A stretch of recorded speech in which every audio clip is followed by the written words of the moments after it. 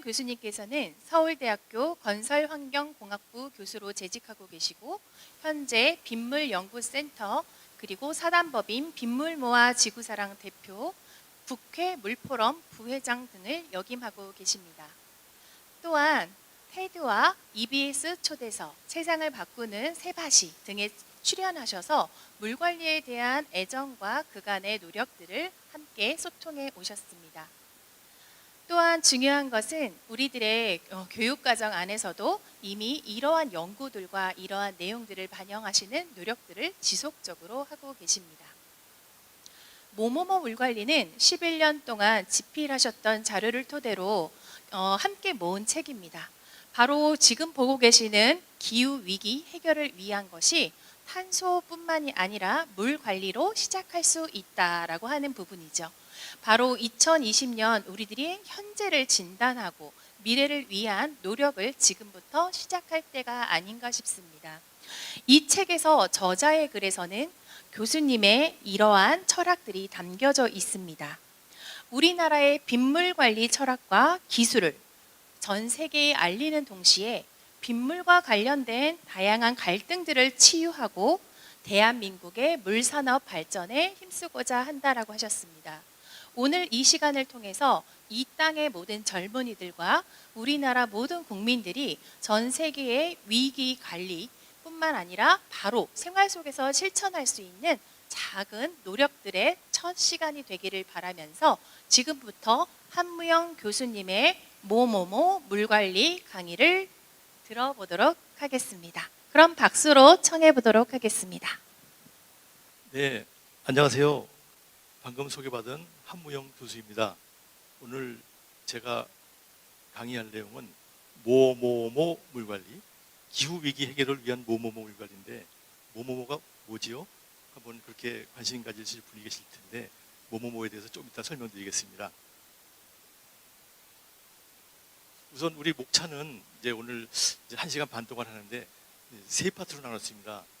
기후위기에 대한 문제점에 대해서 이제 말씀드리고 그 다음에 해결책이 있어야 되겠죠.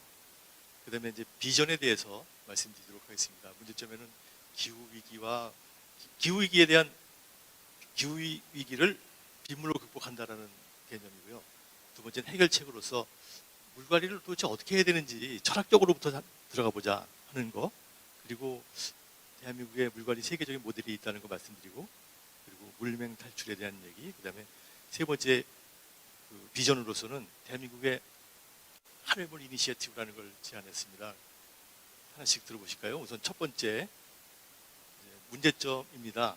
다들 기후위기가 있다는 건 다 아는데 그것을 빗물로 극복하겠다는 얘기입니다. 첫 번째 전지구적 기후위기가 지금 많이 나와 있습니다. 우선 홍수도 있고 산불, 이전에 호주에서 산불도 나고 캘리포니아 산불, 그리고 해수면 상승으로 도시가 물에 잠기고 또 북극에 빙하가 녹아가지고 북극곰이 살대가 잃어버려지고 이런 식의 문제들을 많이 이제 신문지상에서 봤을 겁니다. 그래서 그 해결책을 얘기를 하는데 이런 얘기가 있습니다. Think global, act local. 전 지구적으로 생각을 하고 하지만 행동은 지역적으로 해야 되는 것이 아니냐. 이런 얘기들이 있는데 좀 전에 본 그림들은 전 지구적으로 이렇게 불쌍한 사람들이 많구나 이런 생각만 했지 로컬 액션 진짜 우리가 뭘 해야 될지는 아무도 안 가르쳐 주는 게 문제였습니다. 사실 우리나라도 그런 문제가 많이 있죠. 매년 기후위기로 나타나는 물 문제, 그리고 불 문제가 있습니다. 우선 물 문제를 보게 되면은 가뭄, 홍수, 그리고 비상시 단수가 돼서 물이 안 나오거나 아니면 지하수가 수위가 내려가지고 싱크홀이 생기거나 이런 문제들이 있는데 전부 다 물 문제라고 볼 수가 있고요. 또 기후위기로 나타나는 문제가 또 불 문제가 있습니다. 불 문제는 폭염, 예전보다 온도가 높아졌다든지 아니면 산불, 녹조, 지구 온난화에 의해서 온도가 높아지면 녹조가 생깁니다. 그리고 미세먼지. 그래서 이와 같은 기후위기로 나타나는 물 문제와 불 문제가 있다는 건 누군지 알 수 있는데 가만히 쳐다보면은 이게 전부 다 빗물과 관련돼 있어요. 첫 번째 거는 비가 가뭄은 비가 많이 안 와서 그렇고, 홍수는 비가 많이 와서 그렇고, 빗물을 좀 모아뒀었으면 단수가 나더라도 전 문제가 없을 것, 이런 고통을 겪지 않을 거고, 그리고 수위가 내려가서 이렇게 싱크홀이 생겼다니까 지하수 빼내는 것만큼만 집어넣으면 되는 것이 아니냐. 빗물로 집어넣는 거죠. 그리고 불 문제도 여름에 물을 모아뒀다가 쫙 뿌려지면 시원하듯이 군데군데 그런 증발산시킬 수 있는 물구덩이를 만든다든지, 또 산에 뭐 물구덩이가 있으면, 물웅덩이가 있으면 산불이 번지지도 않습니다. 그래서 근데 그 웅덩이를 빗물로 채워놓자. 그래서 제가 얘기하는 내용은 기후위기가 물 문제, 불 문제로 나타나는데 다 빗물과 관련돼 있으니 빗물만 잘 관리하면 해결된다. 뭐 지금 탄소 얘기를 하지만 탄소 얘기해봐야 내년에 있을 이런 홍수, 가뭄, 산불 문제를 해결할 수 없는데 빗물만 잘 관리하면 빗물에 대한 이런 문제들을 금방 해결할 수 있으니 그런 내용을 오늘 강의하고자 합니다. 근데 자, 빗물에 대해서 한번 보자고요. 빗물을 버릴 것인가 모을 것인가, 이렇게 이런 질문을 내놓고 손 좀 들어보시오 그러면 다 모아야 된다고 손을 드시지만 실제로 모으지는 않아요. 다 버리고 있어요. 왜 그럴까? 여기에서 제가 이제 버릴 것인가 모을 것인가에 대한 그 내용을 하는데 다들 버릴 거라고 생각하는 이유는 빗물에 대해서 잘못 오해가 있어서 그렇습니다. 그래서 오해를 하나씩 풀어드리고자 합니다. 산성비. 사실 산성비라고 해서 뭐 지금 공부 잘한 서울대학교 학생들, 높은 위치에 있는 뭐 고위 공직자들 다 산성비는 나쁘다고 알고 있어요. 나쁘다고 알지 않고 있으면 그 자리에 오질 못하죠. 사실 저도 산성비는 나쁜 거라고 알고 있었습니다. 왜냐하면 저도 공부를 잘했기 때문에. 근데 이렇게 초등학생도 할 수 있는 이런 리트머스 시험지를 가지고 이걸 조금 찢어가지고 물에 담그면 색깔이 변합니다. 그 색깔이 변한 거 가지고 쉽게 그 산성도를 측정할 수 있는 거거든요. 그래서 한 20년 전에 빗물에 대한 연구를 20년 전에 처음 시작을 했는데 20년 전에 우리 38동의 옥상에 깨끗한 쟁반을 갖고 올라가가지고 비 올 때 받아가지고 산성도를 측정해 봤습니다. 그랬더니 산성이더라고요. 그래서 이제 더 이상 연구할 게 없다 싶어가지고 내려오면서 이 먼지 묻은 지붕에 떨어지는 그물을 재봤더니 알칼성이더라고요. 그리고 하루 정도 뒀더니 중성이더라. 이거 보고 깜짝 놀란 거예요. 모두들 한 번 산성비는 영원한 산성비라고 알고 있어가지고 다 버렸었는데 한 보니까 떨어지자마자 중화되는 산성이기 때문에 그 문제가 해결되는 거죠. 근데 사실 뭐 산성비라고 알고 있든지 알칼리성이라고 알고 있든지 무슨 상관이냐 이러지만 상관이 있습니다. 모든 사람이 빗물 나쁜 거라고 생각하고 다 버리다 보니까 홍수가 나는 거예요. 그러고 나서 보면은 물이 없어서 가뭄이고 그렇죠. 그래서 이런 거는 초등학생도 증명할 수 있는 간단한 내용인데 아무도 이걸 생각을 안 했고 이것 때문에 물을 다 버리고 있다는 것이고요. 또 산성비에 대한 오해 중에 하나가 좀 머리에 맞으면 머리 빠진다 이런 얘기 듣잖아요. 그런 얘기 애들이 많이 하고 있습니다. 그러면 산성비의 산성도가 얼마나 세냐 약하냐를 보기 위해서 우리가 보통 마시고 있는 주스 콜라하고 비교를 해봤습니다. 콜라도 똑같은 종이로다가 저 리트머스 시험지를 집어넣게 되면은 색깔이 변하는데 그 색깔을 보니까 pH 2.5, 오렌지 주스는 4.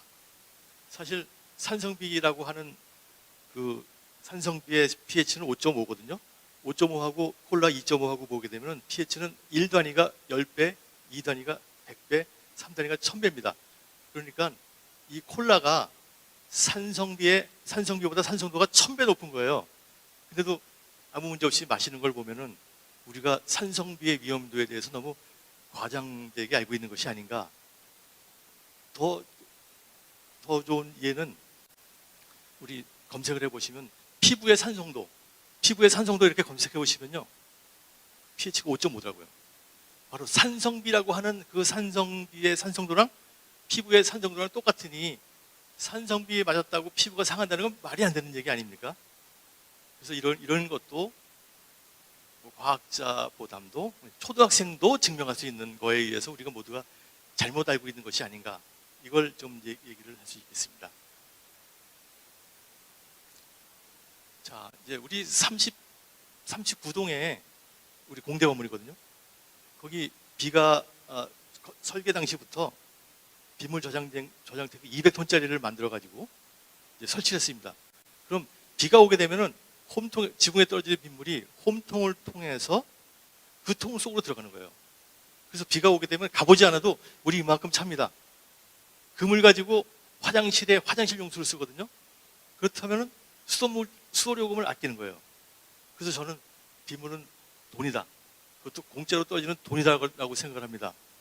사실 올해 우리나라는 54일 동안 장마가 졌습니다. 54일 동안 엄청난 비가 내렸는데 엄청난 부자가 됐었어야 되는데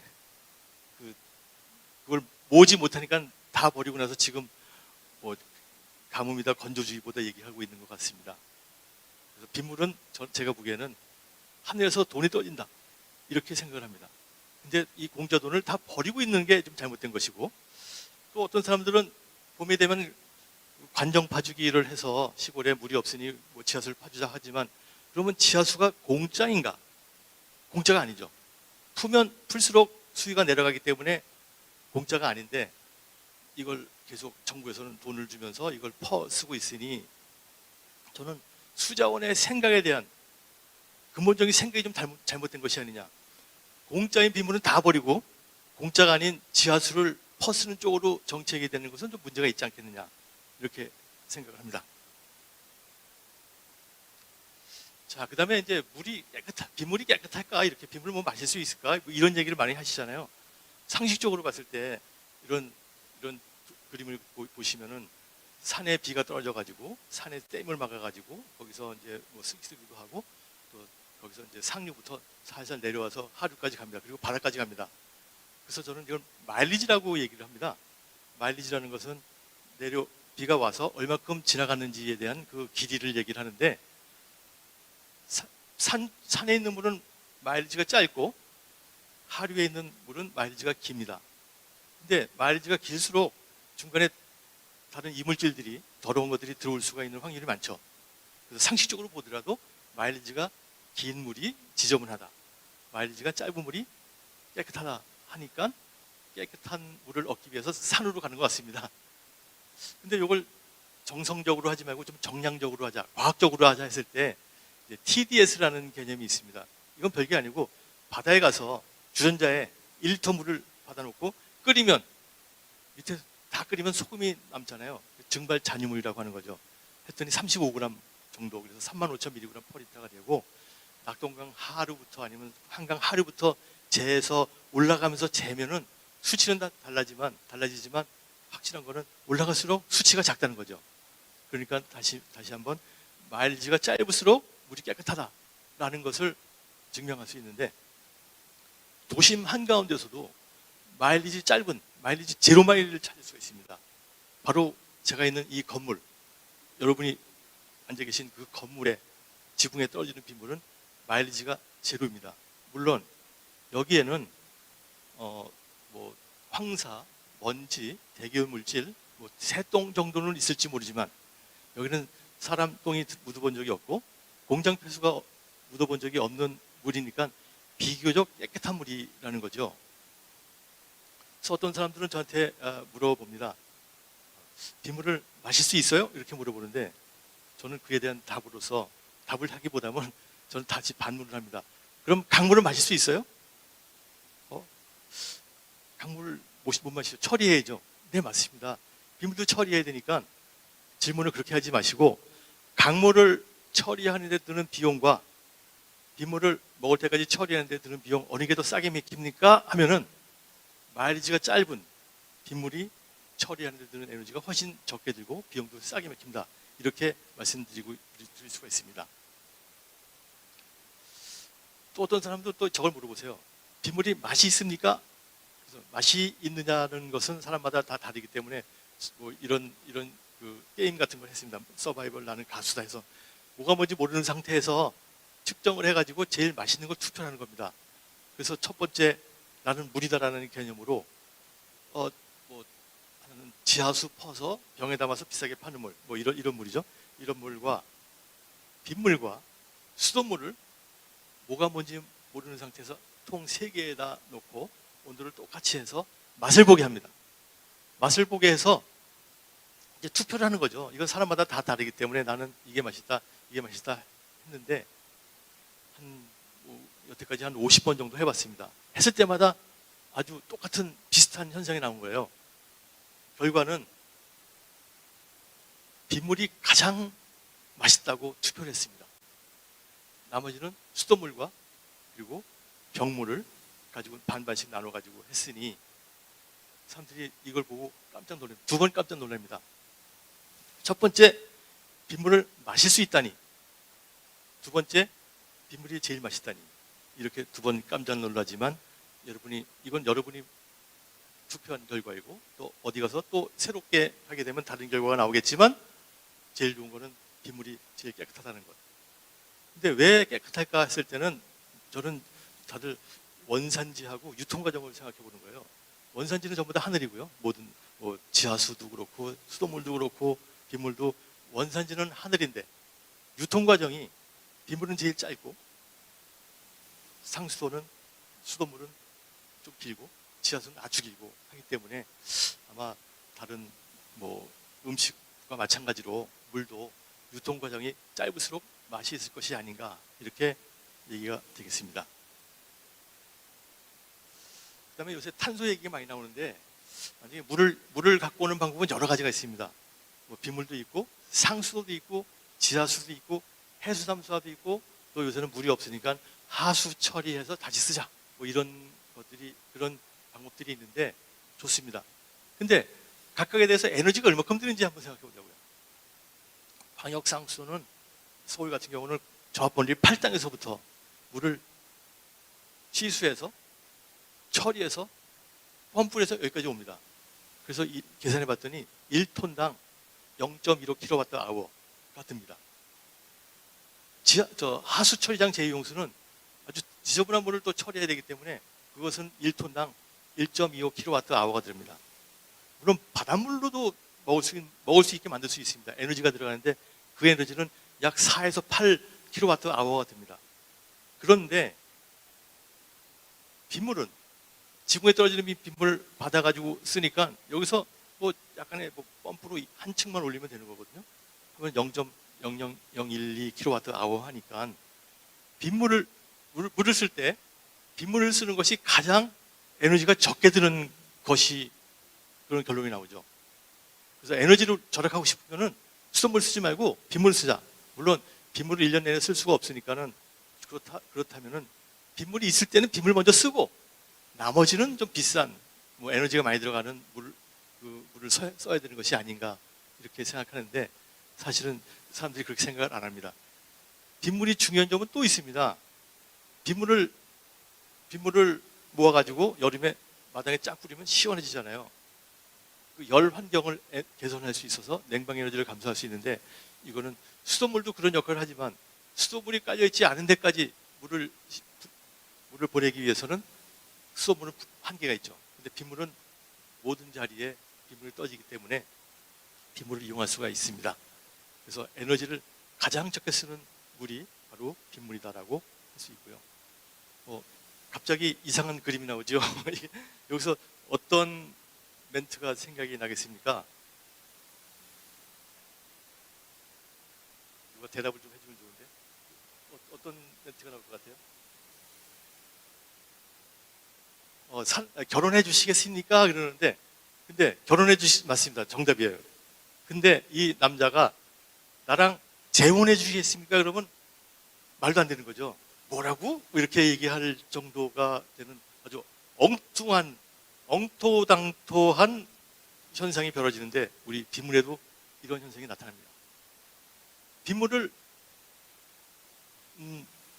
이제 우리 정부에서나 아니면 언론에서나 다들 빗물 재이용, 빗물 재활용에 입이 붙었어요. 생각도 안 하고. 빗물은 한 번도 쓰지도 않은 물인데 왜 재자가 들어가야 되느냐 이거죠. 이건 결혼 한 번도 하지 않은 처녀 총각한테 재혼하라고 하는 거나 마찬가지 잘못된 거다. 그래서 이제부터는 빗물 재이용하는 사람한테 이렇게 좀 공격을 좀 해주시기 바랍니다. 잘 모르는 거 아니에요? 빗물 한 번도 쓰지 않았는데 왜 재활용이라고 하느냐. 그래서 물론 하수 재이용은 맞습니다. 왜냐하면 한 번 썼던 물을 처리해서 다시 쓰기 때문에 하수는 재이용인데 빗물은 이용이다. 여기에 많은 사람들이 오해를 하고 있고, 생각하지 무의식적으로 나온 재활용이라는 그 말의 뜻에는 빗물은 더럽다는 생각을 하고 있는 거예요. 중학교 때, 고등학교 때 착실하게 잘 배운 것처럼. 근데 사실 그게 아니거든요. 빗물은 더럽다는 얘기, 또 아니면은 어떤 사람들은 빗물이 더럽다고 해야지 처리할 수 있는 시설을 판매할 수 있겠구나, 그래가지고 좀 비싸게 하겠구나, 이런 생각을 가진 사람이 그런 말들을 만들어내지 않았을까. 여러분들은 빗물은 이용이다라는 걸 좀 확실하게 알고 있었으면 좋겠습니다. 자, 그럼 실제적으로 아까 액트 로컬, 지역적으로 활동하자고 하는데, 그럼 도대체 어떻게 모으느냐에 대해서 한번 말씀드리겠습니다. 우리 건물마다 홈통이 있거든요. 한번 모르시겠으면 한번 나가보십시오. 지붕에서 떨어진 빗물이 바깥에 홈통을 통하면서 나가는데, 홈통을 다시 보자. 제가 레퍼런스한 건물은 이런 건물인데, 홈통이 한 10m 간격으로 이렇게 있고, 이 폭이 10m라고 한다면은 요 홈통 하나가 커버하는 면적은 100제곱미터입니다. 그리고 우리나라 연 강수량이 1300mm인데 조그만 우슬이 띄고요. 1000mm라고 하면은 1m거든요. 100제곱미터에 떨어지는 1m의 양은 100톤입니다. 그래서 저는 이 홈통을 다시 보자. 이 홈통이라는 것은 1년에 100톤의 가장 깨끗한 물을 생산하는 물공장이다, 이렇게 얘기할 수가 있습니다. 그것도 원료비가 없이. 근데 이 소중한 자원을 어떻게 하고 있냐면은, 여러분 한번 집에 가서 보십시오. 홈통이 그대로 하수도로 연결돼 있어요. 하수도로 연결해가지고 하수도로 나가다 보니까 저 밑에 홍수가 나가지고 사람이 죽을 수도 있고, 아니면 침수가 될 수도 있게 하는 원인이 바로 각각의 집에 있는 홈통에서 나오는 물이 아니겠는가. 그걸 방지하기 위해서는 저는 이제 빗물은 돈이라고 했으니까, 빗물이 돈이라면은 그냥 홈통에서 하늘에서 동전이 떨어진다고 생각합니다. 그럼 어떻게 하죠? 홈통에서 동전이 생기면은 저금통을 놓잖아요. 그래서 빗물 모으는 시설을 빗물 저금통이라고 이렇게 이름을 붙여가지고 만들 수 있습니다. 그래서 별게 아니고 홈통에서 밑으로 내려갈 것을 중간에 어떤 장치를 둬가지고 내려가지 말고 옆으로 오게 하자. 그래서 이 저금통에 모아두면은, 이렇게 모아두면은 이 하수도로 내려가는 물의 양이 줄어들어서 도시 침수가 안 생기는 거예요. 물론 하나 줄었다고 해서 도시 전체가 줄어드는 건 아니겠지만, 모든 집에서 이렇게 한다고 했을 때는 이 홈통을 한다면은 이제 홍수를 줄 수가 있고, 모아둔 빗물 가지고 이제 이전에 생각하지 못했던 일들을 할 수가 있습니다. 더울 때 이 물 받아서 마당에 뿌려주면 시원해지잖아요. 이 물이 있으니 이 물 가지고 야채를 키운다든지 꽃을 기른다든지 해서 도시를 아름답게 할 수가 있습니다. 그래서 이렇게 하는 사례를 몇 개 만들어 봤습니다. 예를 들어서 우리 낙성되어 있는 인헌 고등학교에 제가 빗물 탱크를 한 3개를 만들어 줘가지고 과학반 애들이 같이 연구를 하게끔 만들었습니다. 이렇게 그랬더니 과학반 애들이 자기 세 그룹인데, 자기 그룹의 고유의 이제 그림을 그리고요. 어떤 학생들은 구름빵, 어떤 학생들은 돼지 저금통, 그래가지고 아주 굉장히 재밌게 놀고요. 이 물을 가지고 어떤 실험도 하고, 이걸로 꽃밭을 키우기도 하고 청소도 하고 하면서, 사실 요 2톤짜리 탱크에서는 1년에 이거 대략 20톤 내지 30톤짜리밖에 아끼질 못합니다. 그래서 수돗물로 치면은 3만 원 정도밖에 안 되기 때문에 큰 돈은 아니지만, 중요한 것은 우리 학생들이 빗물을 버리는 것이 아니라 모으는 것이다. 빗물이 산성비처럼 이렇게 나쁜 것이 아니라는 것, 이것을 알면서 졸업한 다음에 사회에 나가서 이걸 더 확산할 수 있다는 그런 거에 굉장히 커다란 의미가 있다고 생각됩니다. 빗물 제가 이제 빗물 하다 보니까 빗물 팬이 많아졌는데요. 이 경남 교육청에 우포 생태분원에 가면은 제 팬들이 있습니다. 제 강의를 들으시고 당장 가서 빗물 정통 만드신 거예요. 이 뒤에 있는 건물은 어디든지 있는 건물이고 또 이 홈통도 어디든지 있는 홈통이고 또 이런 요 파란 통도 어디든지 있는데 여기다가 그림을 그려가지고 빗물 정통이라고 하고 비가 온 다음에 모인 물을 가지고 잘 활용하는 것을 보면서 여기는 이제 선생님들이 교육받는 데거든요. 선생님들이 보시고 또 다시 자기 학교에 가서 설치를 하고 이런 것을 하는 이제 순기능이 있어서 아주 잘 활용하는 이제 선생님들이 저한테 잘 배워서 잘 만들었습니다. 그래서 전에 한번 방문을 했었습니다. 또 이제 사실 빗물을 보면은 도시에 있는 분들은 다 이거 지저분하다라고 얘기해서 좀 싫어하지만 굉장히 좋아하시는 분들이 있습니다. 도시 농부들. 이분들은 물이 제일 필요한데 뭐 수돗물이 안 들어가고 그러니까 제일 중요한 게 빗물이다. 그래서 산에서 떨어지는 빗물을 받아가지고 그걸 이렇게 홈통에 이런 통에다 넣어가지고 1년 내내 물이 떨어짐이 없이 농사를 잘 진 사례가 있어가지고 제가 가서 이제 사진을 찍고 격려를 해드렸습니다. 빗물은 장원이다라는 개념을 생각하고 있고 빗물은 자연의 축복, 빗물은 식물의 보약 뭐 이런 것을 이제 써서 그리고 저 그림들은 지역 주민들이 그림을 그린 거예요. 그랬더니 다들 좋아하시죠. 자, 그다음에 이제 빗물을 마실 수 있다고 하는데 그럼 그런 상품이 있냐 했을 때 봤습니다. 호주에는 칸다스 항공이라고 제일 호주 비행사가 있는데 거기서 1등석에서만 주는 그 생수가 있답니다. 그 생수의 이름은 클라우드 주스. 이것은 구름 주스라고 해가지고 뭐 보면 빗물 같죠? 그리고 칵테일바에서 제일 비싸게 파는 그 물이 바로 클라우드 주스라고 합니다. 그리고 텍사스에 가봤더니 식당에서 병물을 파는 거예요. 병물인데 빗물이라고 하더라고요. 콜라는 500ml에 2불을 받는데 이 병물은 2.5불을 받는 것을 봤습니다. 근데 빗물 하다 보니까 사람들이 잠깐 교육할 때는 잘 알아듣는 것 같지만 또 나가게 되면 또 그냥 빗물에 대해서는 생각이 나쁜 거예요. 그래서 빗물에 대한 이미지를 바꾸자고 그래가지고 브랜딩을 했습니다. 빗물을 하늘물로 하자. 하늘물로 하면은 빗물에 대한 인식이 바뀌어질 것이 아닌가 이렇게 얘기를 하고요. 그리고 이제 하늘물로 차를 만들었는데 뭐 빗물을 좋아하시는 분이 아까 농부라고 했잖아요. 여기 또 다른 그룹이 빗물을 좋아합니다. 차를 만드시는 분이 빗물로 차를 만들기도 하고 또 수돗물로 차를 만들기도 하고 그러는데 빗물로 하니까 제일 맛있다는 거예요. 그리고 꽃차를 만드는 분들은 꽃차를 우려내는 그 색깔이 빗물에서 가장 예쁘게 나온다는 얘기를 하는 걸 보고 그래서 이걸 하늘물 차라고 하자 이렇게 얘기하고요.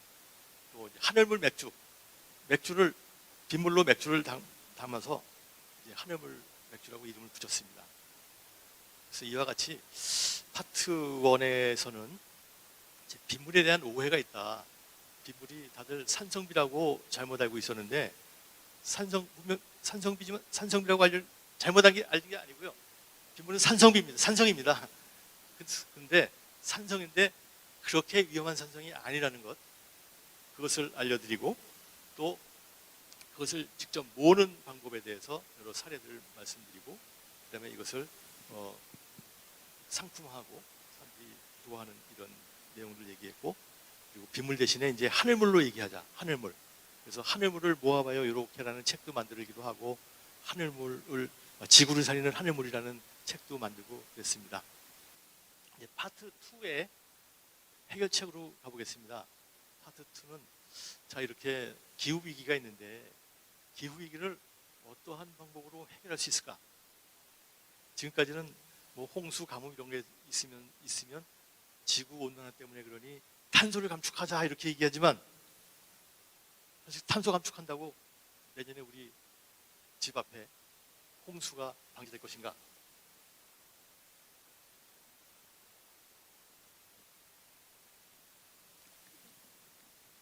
예, 그래서 이제 그 해결책에 대해서 좀 말씀드리려고 합니다.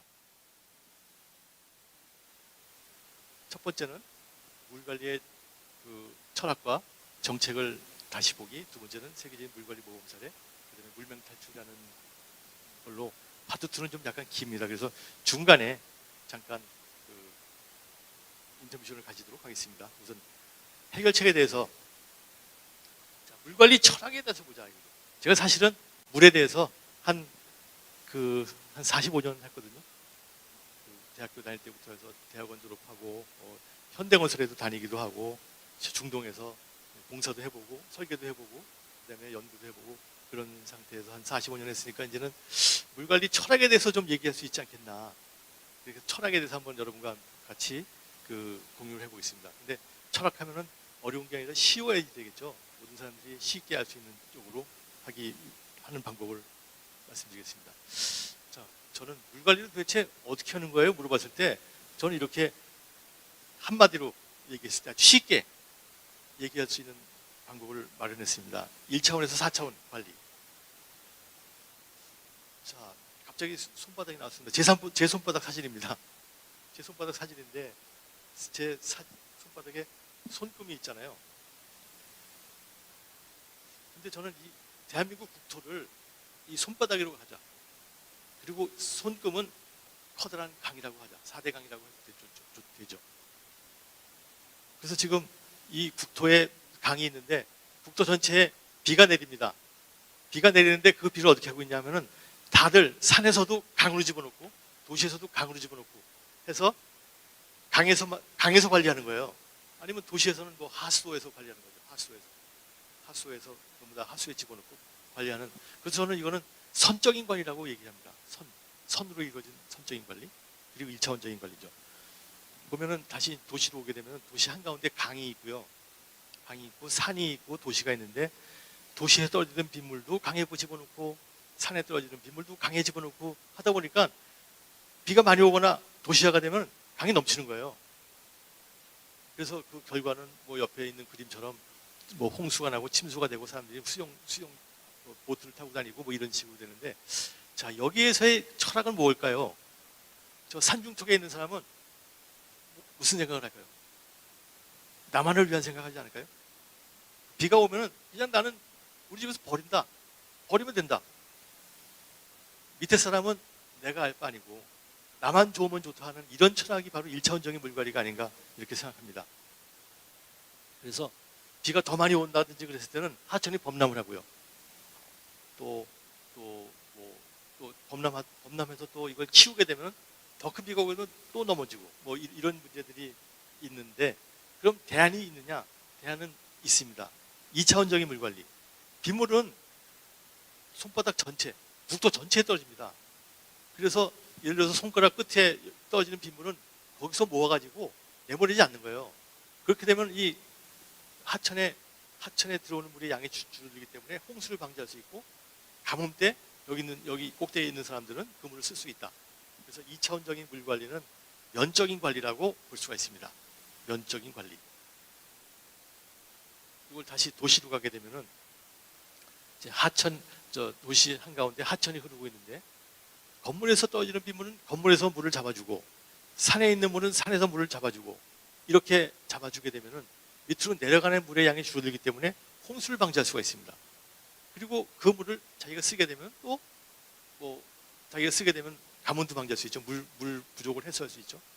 다시 말하면 이 밑에 있는 사진을 보게 되면은 이 산중턱에 있는 이 집은, 저기는 뭐 전혀 홍수가 날 일이 없지만 밑에 사람을 위해서 이렇게 저수지를 파줘서 그 빗물을 받아준다면 홍수를 방지할 수가 있고, 또 그 물을 자기가 쓰게 되면 자기도 수돗물 값을 아낄 수 있다. 그래서 이 2차원적인 물관리는 우리 하루 사람을 위해서, 그리고 나를 위해서 하는 이런 철학이 바로 2차원적인 물관리의 철학이 되겠습니다. 3차원적인 물관리는 우리 도시를 만들면서 아주 멋있는 스카이라인과 빌딩과 이런 걸 생각하지만 땅속을 생각해 봤느냐. 땅속을 생각하는 것이 중요합니다. 땅 밑에는 이제 그걸 이제 3차원적인 물관리라고 하는데, 땅 밑에는 지하수위가 있습니다.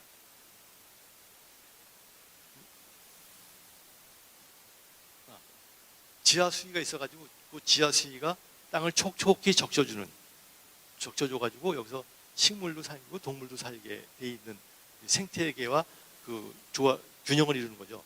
그런데 지하수는 공짜라고 싶어가지고 막 퍼쓴다든지 아니면 빗물은 다 버린다든지 해서 쓰는 것보다 집어넣는 게 더 적다면 지하수위는 내려갈 수밖에 없고, 내려가게 되면 땅 표면에 있는 동물과 식물들이 살 수가 없습니다. 그래서 3차원적인 물관리는 땅 속을 생각합니다. 땅 속에 있는 물을 생각을 해서 항상 요 수위를 일정하게 만들어야 된다. 그렇게 되면 우리 환경이 좋다라는 환경을 위한 이런 개념이고요. 4차원적인 물관리는, 이 4차원적인 물관리는 우리가 만든 이 시설은 우리 후손도 써야 된다. 그래서 이런 엄마와 아기의 손이 이렇게 맞잡는 그림을 그렸습니다.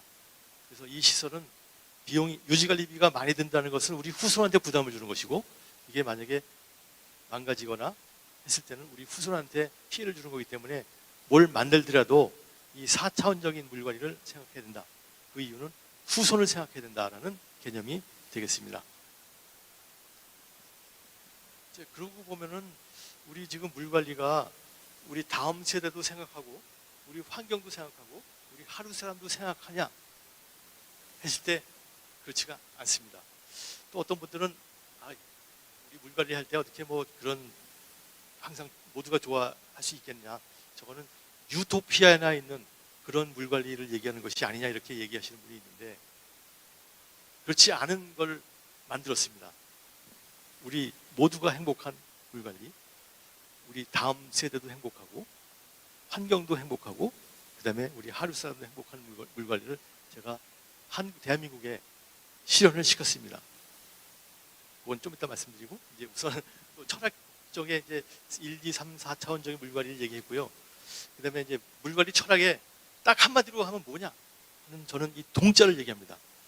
사실 동자 하면 외국 사람들이 보면 깜짝 놀랍니다. 뭐 모든 동네가 동자로 끝납니다. 명동, 인사동 이렇게 동자로 끝나는데 그게 무슨 의미냐? 여기서 제가 커다란 의미를 4가지를 찾아봤습니다. 마을을 나타내는 동자는 물 숫자와 같을 동자가 합해진 것이다. 이 뜻이 뭐냐 했을 때는, 첫 번째는 이 동자에서 물이 제일 먼저 나오잖아요. 그렇다는 것은 어떤 마을이나 도시를 만들 때 가장 먼저 생각해야 될 것은 바로 물이다. 그러다 보니까 뭐 4대 문명 발상지도 다 물가에 있었고, 또 뭐 그런 걸 보면은 제가 이제 해석한 게 맞다고 볼 수 있고요. 두 번째 것은 이제 같은 마을, 같은 도시 주민들은 다 같은 물을 이용한다. 이런 개념을 얘기합니다. 사실 같이 한솥밥을 먹는 사람끼리 있으면서 거기다 누가 밥에다가 누가 재를 뿌리거나 뭐 누가 한꺼번에 많이 먹으면 안 되잖아요. 마찬가지로 이거는 우리 같이 먹는 물이야. 그러니까 그런 걸 모든 공동체 의식을 갖고 있으면은 물을 아끼거나 수질 오염을 방지할 수 있지 않나, 이렇게 하는 그런 교훈이 여기 들어갔다고 생각을 하고요. 세 번째는 물의 상태는 개발 전과 후를 똑같이 해야 된다라는 뜻이 있다고 봅니다. 그래서 우면산 산사태가 난 이유는 개발 전과 후의 물 상태가 달라져서 물이 한꺼번에 내려가기 때문에 문제다라고 해석을 할 수 있고요. 그리고 네 번째 뜻은 어떤 도시에서는 강도 없고 호수도 없습니다. 근데 그 마을에 떨어지는 물은 유일한 게 바로 빗물이잖아요. 빗물이 1.3m, 1300m니까 1년에 1.3m씩 오는 그 물을 잘 이용해라. 분산형 빗물 관리라는 뜻이 있다고 생각합니다. 그래서 이런 철학을 가지고 이런 철학대로 한 곳이 있냐 찾아봤더니 바로 경복궁 안에 있더라고요. 경복궁에 보면은 궁 안에 커다란 연못 2개가 있습니다. 뭐 하나는 향원지, 아니면 뭐 하나는 경회루지, 뭐 이렇게 2개가 있는데, 저 의미가 무엇이냐를 찾아봤을 때 많은 사람들은 여기가 뭐 그냥 아름다운 경관을 만들었다고만 생각하지만, 저는 여기에 동자의 철학이 들어갔다고 생각합니다. 북악산 기슭에 집들을 많이 놓으니까, 다 지붕을 덮으니까는 비가 오게 되면 지붕에서 물이 빨리 내려가서 청계천에 홍수가 나는 거예요. 그거를 방지하기 위해서 여기다 연못을 파자. 또 비가 오게 되면 땅 속으로 지하수가 들어가는데 지하수 집을 만드니까 지하수가 못 들어가는 거예요. 그러니까 그거를 방지하기 위해서 이렇게 커다란 연못을 파서 땅 속에 들어가게 하자. 그리고 뭐 불이 났을 때 이물로 끄게 하자. 그러니까 요 저수지 하나가 다목적인 거예요. 다목적 분산형 빗물 관리가 여기서 실현이 됐고, 그래서 아 여기에 경복궁에 동자의 철학이 들어 있구나 이렇게 생각했는데, 또 다른 데 보니까 오래된 대갓집, 오래된 사찰에는 다 이런 연못이 있더라고요. 아 그래서 우리 선조들이 이런 그 동자 철학을 넣어서 이걸 만들었구나. 그랬더니 그게 바로 이제 우리 대한민국의 우리 선조들의 노블리스 오브리지. 그러니까는 있는 사람의 사회적 책임으로 저걸 만들었다. 그러고 보니까 저걸 만든 다음에 우리 후손도 행복하고 자연도 행복하고 우리 하류 사람도 행복한 이런 게 만들어졌다 이렇게 볼 수가 있습니다. 그래서 저는 이 외국 사람들한테 얘기할 때 뭐 예를 들어서 미국에 침수가 됐다, 유럽에 침수가 됐다 그랬을 때 어떻게 하지 그랬을 때 저는 개발하는 사람이 책임으로서 그 지역에 떨어지는 빗물을 잘 관리하라는 뜻이 대한민국에는 동자에 있으니 이걸 한번 해보십시오 라고 권하면은 그것이 정답이라고 봅니다. 갑자기 이런 얘기가 나왔습니다. 사막형 물관리라는, 우리나라는 올해 54일 동안 엄청난 장마가 됐거든요. 비가 많이 왔는데 지금 다시 또 건조주의보 뭐 가뭄 걱정을 하는 거예요. 그래서 그걸 제가 비판하는 차원에서 대한민국의 사막인가? 사막은 비가 안 오잖아요. 그러니까 비가 안 오니까 사막에서는 물 관리에 빗물이 없습니다. 빗물이 없으니까 빗물 관리는 안 하는 거죠. 근데 대한민국은 비가 그렇게 많이 왔는데도 불구하고 비는 다 버리고 지금 비가 없다고 그러는 거예요. 그러니까 대한민국의 물 관리에서 제일 큰 변화를 해야 될 것은, 대한민국에 빗물이 엄청나게 많이 온다. 그렇지만 많이 올 때가 있고 적게 올 때가 있으니 많이 올 때 모아두면은 홍수를 방지할 수 있고 그 물 가지고 가뭄을 방지할 수 있으니 우리는 그 빗물을 관리해야 된다. 그래서 저는 이제 우리 정책하시는 분들한테 한마디로만 얘기해 주십시오. 우리나라가 사막이 아니니 비가 많이 오는 나라니 빗물을 먼저 관리를 하자. 사막형 물 관리를 하지 말고 비가 오는 빗물 관리를 합시다 라고 얘기할 수가 있습니다.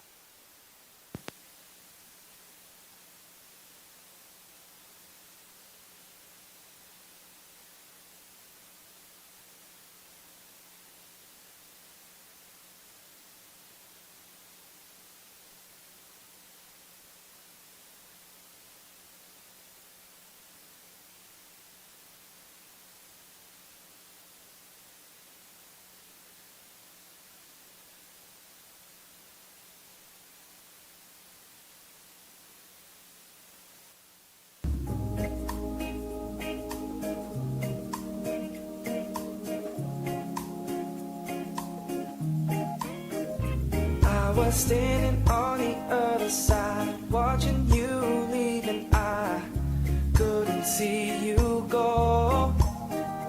Know that I was so sincere when I said I need you here, 'cause this is your home. Now you're the one, my everything. If you stay, you make me sing.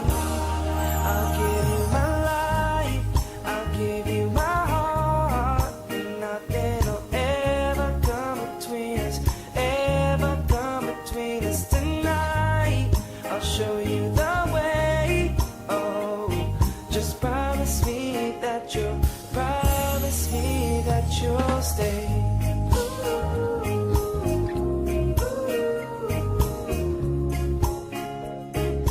Promise me that you'll stay.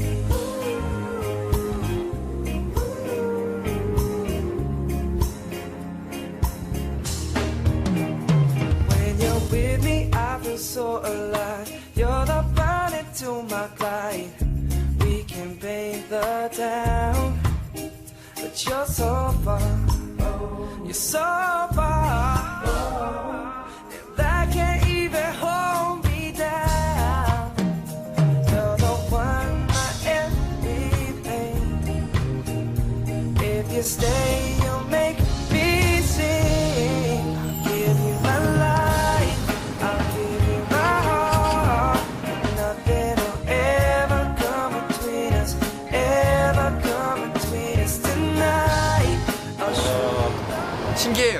신기해요? 어떤 게 신기하죠? 농사를 짓고 있다는 얘기. 아, 자연을 우리가 직접 체험하고 먹을 수 있다는 거.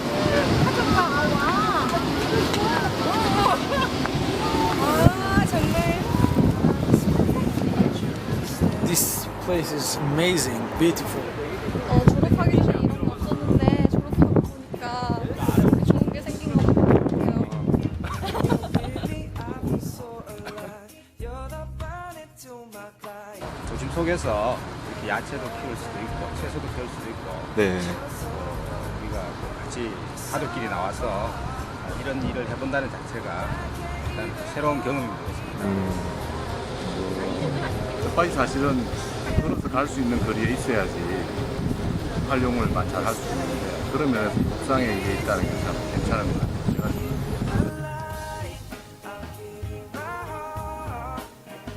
이 옥상은 보시다시피 오목하게 만들어져 가지고 비가 오게 되면 빗물을 절유할 수 있게 되어 있습니다. 그래서 이 건물에서는 170톤의 절유조를 갖고 있는 그 역할을 할 수 있고요. 그리고 도시의 하늘에서 내리는 열을 흡수를 해서 도시 그 건물의 온도를 낮출 수가 있습니다. 이와 같이 이런 오목형 옥상 녹화는 홍수를 방지하고 그리고 열 에너지를 흡수하고 그리고 먹거리를 생산할 수 있는 미래의 지속 가능한 도시의 모델이 아닌가 생각합니다. Though we ain't together, our love still remains. Oh, I'll give you my life, I'll give you my heart, and nothing will ever come between us, ever come between us tonight. I'll show you the way. Just promise me that you'll promise me that you'll stay.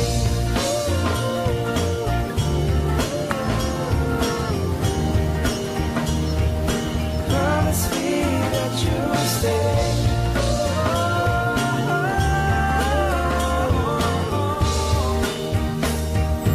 Promise me that you'll stay. 모두가 행복한 물 관리가 가능할까 이렇게 퀘션을 가지는 분을 위해서 그런 사례가 있습니다라고 해서 첫 번째 사례로 우리 옥상 제가 있는 건물 서울대학교 공과대학 건설환경공학부 35동 건물에다가 옥상 녹화를 해가지고 모두가 행복한 옥상을 만들었습니다. 그래서 동영상을 뭐 보여드렸으니까는 뭐 그거에 대해 설명을 다시 해보겠습니다. 사실은 저는 한 50년 동안 태어나서 50년 동안 옥상에 한 번도 안 올라가 봤어요. 왜냐면 옥상은 뭐 이상한 데라고 그러고 뭐 담배 피는 곳, 뭐 나쁜 일 하는 곳이라고 알고 있어가지고 옥상에 안 올라가는데 옥상에 올라갔더니 이렇더라고요. 물론 이것은 더 지저분합니다. 이제 이런 옥상이 이렇게 변했습니다. 한쪽에 꽃밭으로 변했어요. 꽃밭. 그래서 사시사철 다른 꽃이 나오고 뭐 여러 가지 뭐 작품을 만들고 뭐 그럽니다. 하얀 꽃, 노란 꽃, 파란 꽃 다 나오고요. 또 한쪽에서는 텃밭을 만들었어요. 텃밭. 그래서 지역 주민이나 교수님들, 직원들이 모여서 여기서 이제 도마도, 야채, 뭐 깻잎, 고추, 가지 이런 거 키우고 그런 옥상으로 변했거든요. 근데 이제 옥상에 좀 새로운 아이디어가 뭐냐면은 지붕에 한 번도 안 올라가 봤는데 지붕을 좀 다시 보자. 지붕이 뭐 쓰레기 뭐 적치하고 뭐 담배 피는 곳이 아니고 이 지붕을 보게 되면은 여기에 가장 깨끗한 물이 떨어지는 곳. 예를 들어서 우리 옥상 같은 경우는 2,000제곱미터인데 1년에 1,300mm가 오니까 2,600톤의 가장 깨끗한 물이 떨어지고 햇빛이 비춰지고 그리고 태양 에너지가 오는 곳. 그러니까 그 지붕이 굉장히 신성한 곳이 아니냐. 하늘이 주신 선물을 가장 먼저 받는 곳이 바로 지붕이다 이거죠. 근데 이 지붕을 그냥 잘 못 쓰고 있다는 것을 알 수 있고요. 또 한 가지는 이 건물을 만드는데 아주 예쁜 건물도 만들고 하지만 사실은 이 건물 자체가 다른 해를 줄 수가 있습니다. 예를 들어서 건물을 만들면은 거기서 비가 더 많이 내려가지고 밑에 홍수를 일으키는 원인이 됩니다. 그리고 건물에서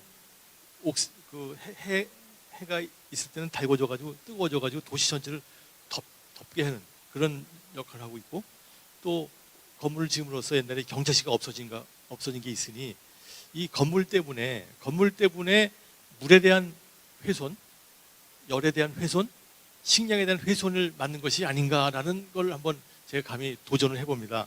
그러면서 우리 어렸을 때 아이들한테 얘기할 때는 네가 어지는 것은 네가 치는 것이 마땅하지 않느냐 이렇게 얘기를 하게 가르치기도 하고 또 그렇게 배우고 자라는데, 건물을 하면서 멋있는 건물을 만들면서 이런 물의 문제, 에너지 문제, 식량 문제를 만들었으면 건물 지은 사람이 책임을 져야 되는 것이 아니냐, 이런 관점으로 좀 얘기를 해보겠습니다. 그래서 사실 제가 있는 건물은 이런 물 문제, 에너지 문제, 식량 문제에 대한 문제가 있는데 그거를 잘 해결했습니다. 아주 쉽게 얘기하는데, 저 밑에 그림을 보십시오. 이제 지붕이 3개가 있는데 보통 지붕입니다. 보통 지붕은 비가 오게 되면 다 빠져나가게 돼 있어요. 그래서 지붕이 항상 말라 있죠. 근데 두 번째는 여기도 옥상 녹화를 하자 그래가지고 아주 비싼 나무를 심고 하면서 비가 오는 거는 빗물은 산성비라고 잘못 알고 있어가지고 빗물은 다 버리자. 그리고 필요하면 물을 주자, 수돗물 주자라는 이런 개념으로 만들고 있었거든요. 그래서 저는 이 개념을 볼록형 옥상 녹화라고 합니다. 볼록형. 그리고 세 번째 거는 오목형으로 비가 오게 되면 그 빗물을 저장해서 그 물을 가지고 그 식물한테 주자 하는 그런 오목형 옥상 녹화입니다. 제가 갖고 있는 이 옥상은 바로 오목형 옥상입니다. 비가 오게 되면 빗물을 다 받아가지고, 그렇기 때문에 받아주기 때문에 홍수를 방지할 수 있고, 홍수를 방지하는 뿐만 아니라 모아둔 물 가지고 수돗물을 안 줘도 스스로 살게 그런 만들었습니다. 그래서 우리 건물에 한 840제곱미터 정도를 그 텃밭을 만들었습니다. 꽃밭과 텃밭을. 그리고 제가 이제 엔지니어이기 때문에 얼마큼 홍수를 방지할 수 있느냐 했더니 바로 옆에 건물에서 비가 많이 오는 날 한번 재봤습니다. 옆에 건물에서는 비가 올 때 이렇게 빨간색처럼 나가는데 우리 건물에서는 이와 같이 콘크리트 건물에서는 이렇게 나가고 우리 옥상 녹화에서는 물이 이렇게 나가기 때문에 이 피크가 줄어들었다. 뭐 쉽게 비유하자면은 명절 때 먹을 거 많아가지고 허겁지겁 먹으면 배탈이 나잖아요. 근데 현명한 어머니들은 이거 좀 덜어놓죠. 그럼 명절 때 배탈이 안 나고 그 다음 날도 먹을 수 있다. 바로 이게 우리 옥상 녹화의 특징입니다. 그리고 옥상에 올라가면 굉장히 덥습니다. 온도를 측정해봤어요. 뭐 날짜마다 다르지만 여기는 50도인데 어떤 때 60도까지 올라가는 경우도 있는데, 그 콘크리트 옥상은 온도가 이렇게 올라가서 꼭대기층이 항상 덥죠. 근데 우리 옥상은 온도가 이렇게 낮아가지고 꼭대기층이 시원합니다. 그래서 여름에 냉방비를 절약할 수 있고 또 겨울에는 그 흙이 있어가지고 또 따뜻해요. 그래서 냉방비와 난방비를 절약할 수 있는, 에너지를 절약할 수 있는 옥상이 되겠습니다. 옥상에서 우리 이런 걸 해요. 우리 옥상에서 배추를 키워서 김장을 하는데 학생, 외국인 학생, 그리고 지역 주민들이 모여서 다 같이 김장을 해서 서로 나눠가지는 이런 공동체 문화가 형성이 됐습니다. 여기서 뭐 커뮤니케이션도 하고, 여기서 파티도 하고, 뭐 멋있는 조경도 만들고 그랬던 사례가 있고요. 그리고 이제 여기서 양봉도 하고 자원순환도 하고 음식도 생산하는 이런 옥상을 만들었습니다. 그리고 우리 옥상에는 금붕어가 살아요. 금붕어가 뭐 새끼를 낳고 또 새끼를 낳고 그래가지고 아주 크고 작은 금붕어가 있어서 옥상에 이런 자연 생태계가 다시 만들어지고 옛날에 잃어버렸던 우리의 공동체 문화가 다시 생겼다는 것이 가장 중요한 거라고 생각이 됩니다. 그래서 우리 옥상은 첫 번째 홍수를 방지하고 에너지를 절약하고 그 다음에 식량을 생산하는 것뿐만 아니라 커뮤니티, 잃어버렸던 공동체를 다시 여기서 만들어가지고 활성화한 이런 사례들이 만들어서 워터, 에너지, 푸드 커뮤니티라는 이런 개념의 그 새로운 옥상입니다. 단지 조경만을 위한 옥상이 아니라 워터, 에너지, 푸드 커뮤니티, 기후 위기에 대응할 수 있는 옥상으로 바뀌었습니다. 그래서 국제적인 상을 2개나 받은 사례가 있습니다. 자, 그래서 옥상은 이렇게 하고요. 첫 번째 우리 또 다른 사례가 있습니다. 스타시티가 있는데요. 이거는 세계적인 유명한 모험 사례입니다. 광진구에 있는 스타시티라는 건물인데 원래 여기가 건국대학교 야구장 부지를 개발해서 60층짜리 건물, 30층짜리 건물에서 커다란 건물 4개를 만들었는데 여기 세계 최고의 빗물 시설을 만들어 놓고 했더니 전 세계 사람들이 보러 옵니다. 미국의 교과서, 유럽의 교과서에 이 스타시티 사례가 세계 최고의 모험 사례라 이렇게 알려지고 국제 물협회 잡지에 카바 스토리로 실릴 정도가 됐는데 여기에 모두가 행복한 물관리가 실현이 되는데 한번 말씀드리겠습니다. 원래 여기가 건대 야구장 부지였는데 이 근처가 상습 침수 구역이에요. 그래서 이걸 건물을 짓는 건 좋은데 건물 지으면 더 상습 침수 구역이 더 침수가 되지 않겠느냐 해서 광진구에서는 걱정을 해서 이 건설하는 회사한테 빗물시설을 만드십시오라고 했습니다. 그랬더니 뭐 돈을 줘야지 만든다고 그러죠. 그래서 옥신각신하는데 중간에 제가 껴가지고 자 광진구 당신은 돈은 없습니다. 그렇지만 용적률 인센티브를 주는 권한이 있으니 3%를 줄 수 있느냐? 그랬더니 줄 수 있다고 그럽니다. 건설업체에다가 3%를 가지고 하겠냐고 그랬더니 계산을 해보겠죠. 자기가 들어가는 돈보다 받는 돈이 더 많으면 할 겁니다. 계산해 보니까 하겠다고 그러더라고요.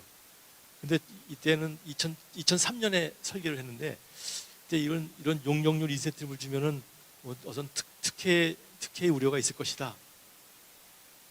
그래서 그러면 처음으로 시범적으로 해서 성공하면은 앞으로 조례를 만들면서 계속 진행할 것이고 성공하지 못하면 그 다음에 뭐 빗물 시설 없는 걸로 하자 이렇게 얘기해서 그 허락을 받았습니다.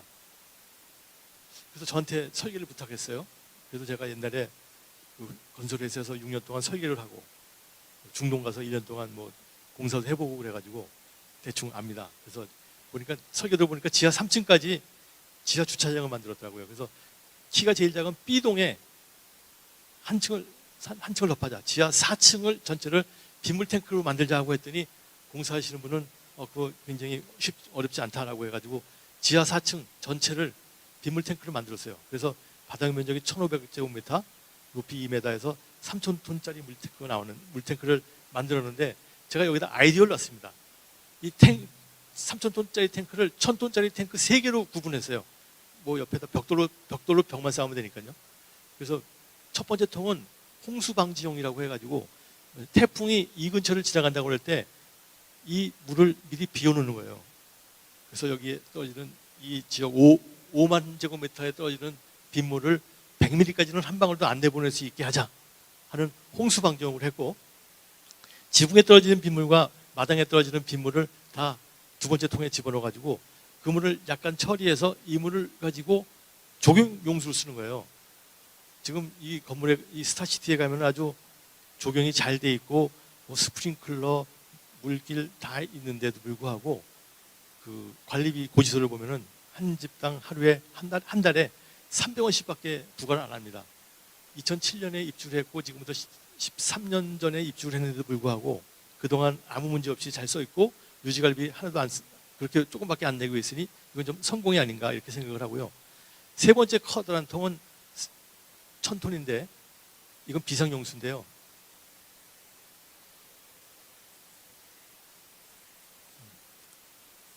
우리 그 커다란 불자동차 하나가 10톤씩 갖고 다니거든요. 그러니까 여기 이 스타시티에는 불자동차 100대분의 물을 갖고 있습니다. 그래서 이 근처에 불이 났다든지 아니면 이 근처가 단수가 됐다든지 그랬을 때는 이 물 가지고 비상시에 대비할 수 있다는 그런 개념입니다. 이런 거 있으면 집값이 좀 올라가지 않을까요? 언제 어떤 일이 벌어지더라도 대응할 수 있으니까. 그래서 첫 번째 통은 홍수방지용, 두 번째 거는 물절약용, 세 번째 거는 비상용이라고 해서 스토리텔링을 좀 다시 하게 되면은 첫 번째 거는 우리 하루 사람을 위해서, 두 번째 거는 여기 사는 사람을 위해서, 세 번째 거는 비상시를 대비해서 만든 우리 모든 사람을 위해서 우리 남과 나와 우리 모두가 행복한 이런 모두가 행복한 물 관리가 여기서 실현이 됐습니다. 그 이후에 이제 이건 서울시 같이 생긴 와플입니다만은 서울시 같이 생겼고 와플 과자인데 와플은 이렇게 셀로 이루어졌잖아요. 스타시티는 요 셀 이 중에 셀 하나입니다. 요 안에서 커다란 돈 안 들이고 모두가 행복한 물 관리가 실현이 됐습니다. 그러면 그런 똑같은 제도를 이용해서 다른 셀까지도 만들게 되면 서울시 전체가 모두가 행복한 물 관리가 되지 않을까. 이렇게 해서 저는 이제 와플 타입 워터 매니지먼트라고 해서 스타시티는 분산형 다목적 빗물 관리라고 볼 수가 있습니다. 그래서 이거 가지고 외국에서 상도 많이 받았습니다만은 여기 제일 중요한 것이 그 중에 하나가 레인터 리볼루션, 빗물의 혁명. 지금까지는 빗물을 버리는 도시, 드레인시티, 모든 사람들의 생각이라든지 시설이라든지 정책이 전부 다 빗물을 빨리 버리는 쪽으로 돼 있었는데 이걸 생각을 바꿔서 빗물을 모으는 도시로 가자. 그래서 레인시티라는 개념을 썼습니다. 레인시티로 가고 이것은 여러분과 같이 훌륭한 시민들, 머리 좋은 시민들을 가르쳐줌으로써 모두가 빗물을 버리는 도시에서 빗물을 모으는 도시로 가자라는 그런 개념으로 얘기했더니 이제 국제적인 상을 몇 개 받았었습니다. 그래서 저는 레인시티라는 개념을 썼습니다. 레인시티라는 거는 빗물을 버리지 말고 빗물을 모으자. 사실 아까 스타시티에서 성공을 했기 때문에 서울시에서는 빗물 조례를 만들었어요. 빗물 조례는 어떤 조례냐? 빗물 시설을 만드는 사업체한테는, 건물주한테는 용적률 인센티브를 주거나 아니면 빗물 저금통을 만드는 사람한테는 빗물 저금통을 90%까지 그 비용을 보조해주는 이런 조례를 만들어가지고 한 5년 동안 계속 권장하고 있거든요. 그걸 저는 그런 보조금 제도라든지 인센티브를 주는 제도를 조례로 만든 도시를 레인시티라고 하고 지금 현재 대한민국에서는 89개 이상의 시군에서 레인시티 조례를 만들고 빗물 조례를 만들고 이게 저는 전 세계에다가 확산시키고 있는 중입니다. 예. 자, 그 다음에는 세 번째 사례입니다. 세 번째 사례는 이제 치산치수라는 말을 들어보셨잖아요. 치산치수. 분자의 덕목은 치산치수라고 하는데 그래서 치수를 잘하자는 얘기를 하고 있는데요. 저는 좀 생각을 좀 다르게 했습니다. 우리나라 국토가 70%가 산지로 되어 있습니다. 그렇다면 산지에 떨어지는 빗물의 양이 제일 많은 거죠. 우리나라 1년에 1,300억 톤의 빗물이 떨어지는데 그중에 약 900억 톤 가량의 빗물이 산지에 떨어지기 때문에 이 산지에 떨어지는 빗물을 잘 관리하자라는 게 제 아이디어입니다. 지금은 산지에 있는 물은 다 갖다 버리거나 뭐 한꺼번에 내려와서 홍수를 맞은 다음에 산에는 관리를 안 하는 거예요. 그래서 밑에 있는 강에서만 관리하는데 생각은 빗물의 양은 면적에 비례하기 때문에 산지에서 빗물 관리해야 된다. 어떻게 하느냐? 뭐 산중턱에 빗물 모으기를 한다든지 산지 계곡에 물을 모은다든지 산지 비탈면에 물웅덩이를 만드는데 오늘 아침에 이렇게 생각해봤습니다. 엠보싱이라고 들어보셨죠? 엠보싱 화장지도 있고 그래서 오목볼록 한 걸 엠보싱이라고 하는데 우리 산지를 엠보싱 하자. 그러니까 뭐 커다란 시설이나 이런 걸 만드는 것이 아니라 조그만 웅덩이를 파는 거예요. 웅덩이를. 그렇게 되면 비가 오게 되면 그 웅덩이에 조금씩 고여져 있어가지고 덜 내려가고 그 물이 땅속에 들어가서 또 하천에 공급하고 그런 걸 보면은 치산치수라는 어르신들이 한 말은 치산을 먼저 하라는 얘기가 아닌가. 그러면 치산만 잘하면 치수는 저절로 된다는 이런 개념이라고 저는 다시 해석을 하고 싶습니다.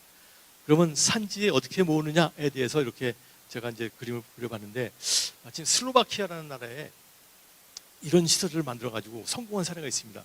한 1년 동안에 18개월 동안에 이런 시설을 만들어가서 물을 2억 5천만 톤을 저장을 할 수 있는 시설을 만들었고 이걸 만든 다음에 보니까 홍수가 없어지고 가뭄이 없어지고 그 다음에 산불도 안 나고 하는 사례를 봤습니다.